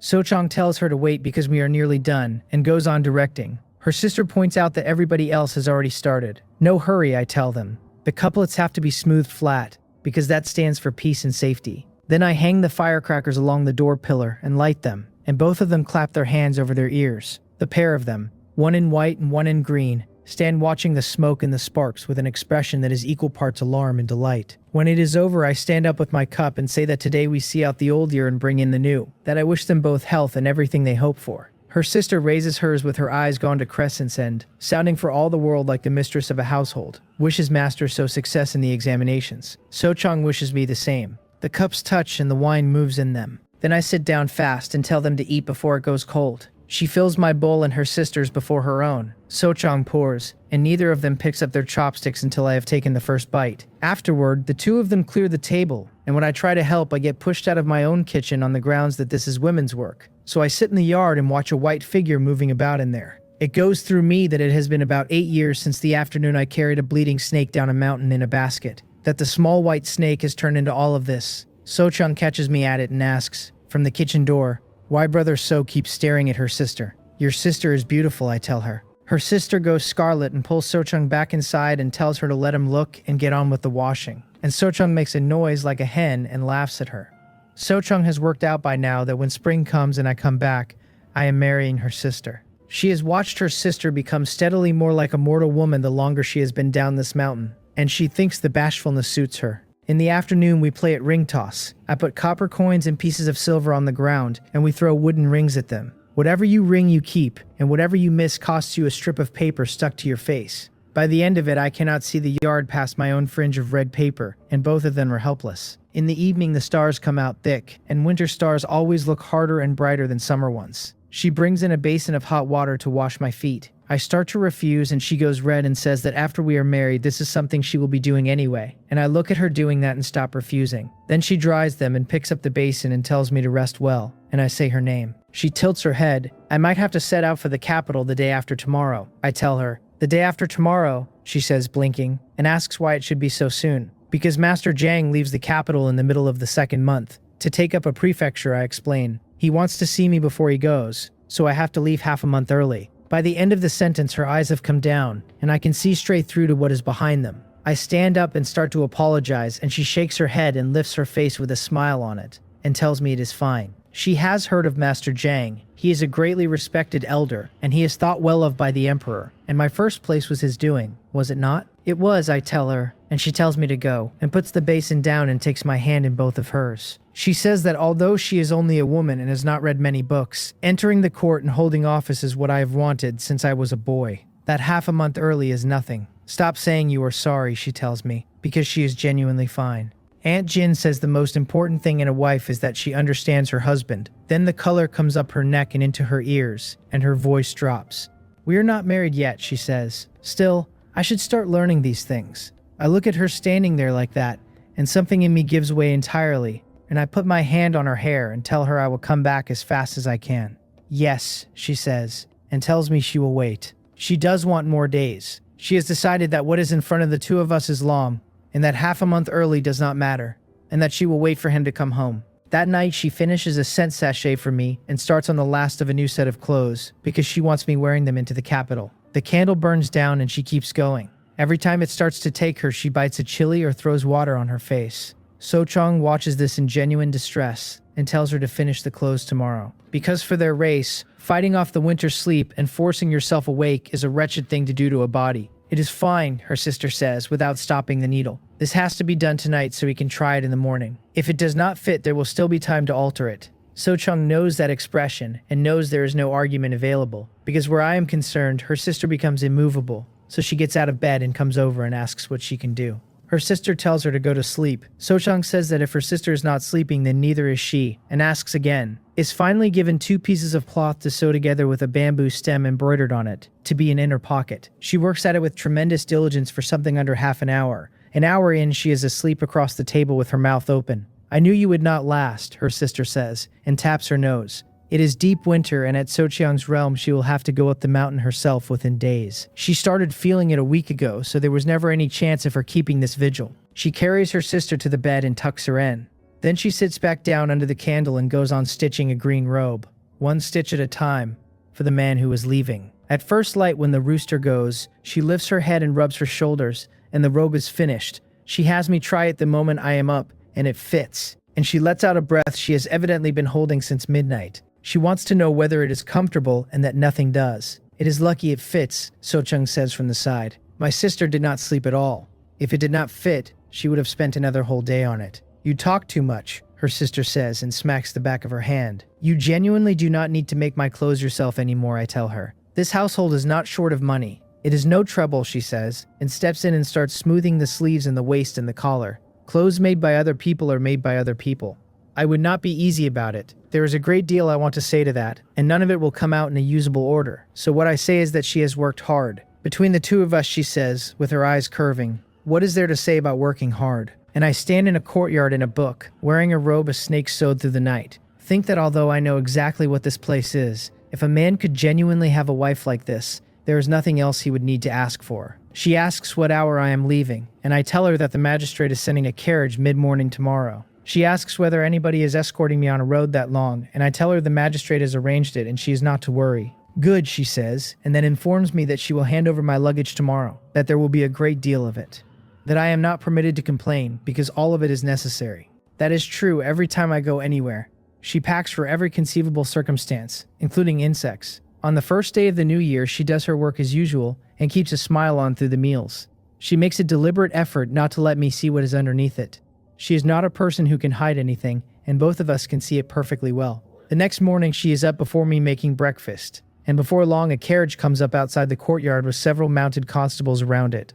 We eat, and then she walks out of the village beside me. I am leaving in a hurry and few people know, so there is no send-off from the village chief or anybody else. The constables are tactful enough to ride well ahead and leave the two of us the road. She tells me to eat properly in the capital and not to make do, and I say I know. She tells me it is getting colder and I must wear more, and I tell her the winter clothes she made are thick. She hands me 2 jars of honey and says they are not worth much and represent goodwill and that I cannot call on Master Jang empty-handed, and I tell her not to worry. She tells me I am not allowed to go to brothels, and I tell her I will not. She tells me it does not matter if I do badly in the examination, and that I am not to lose heart, and that she will be at home waiting.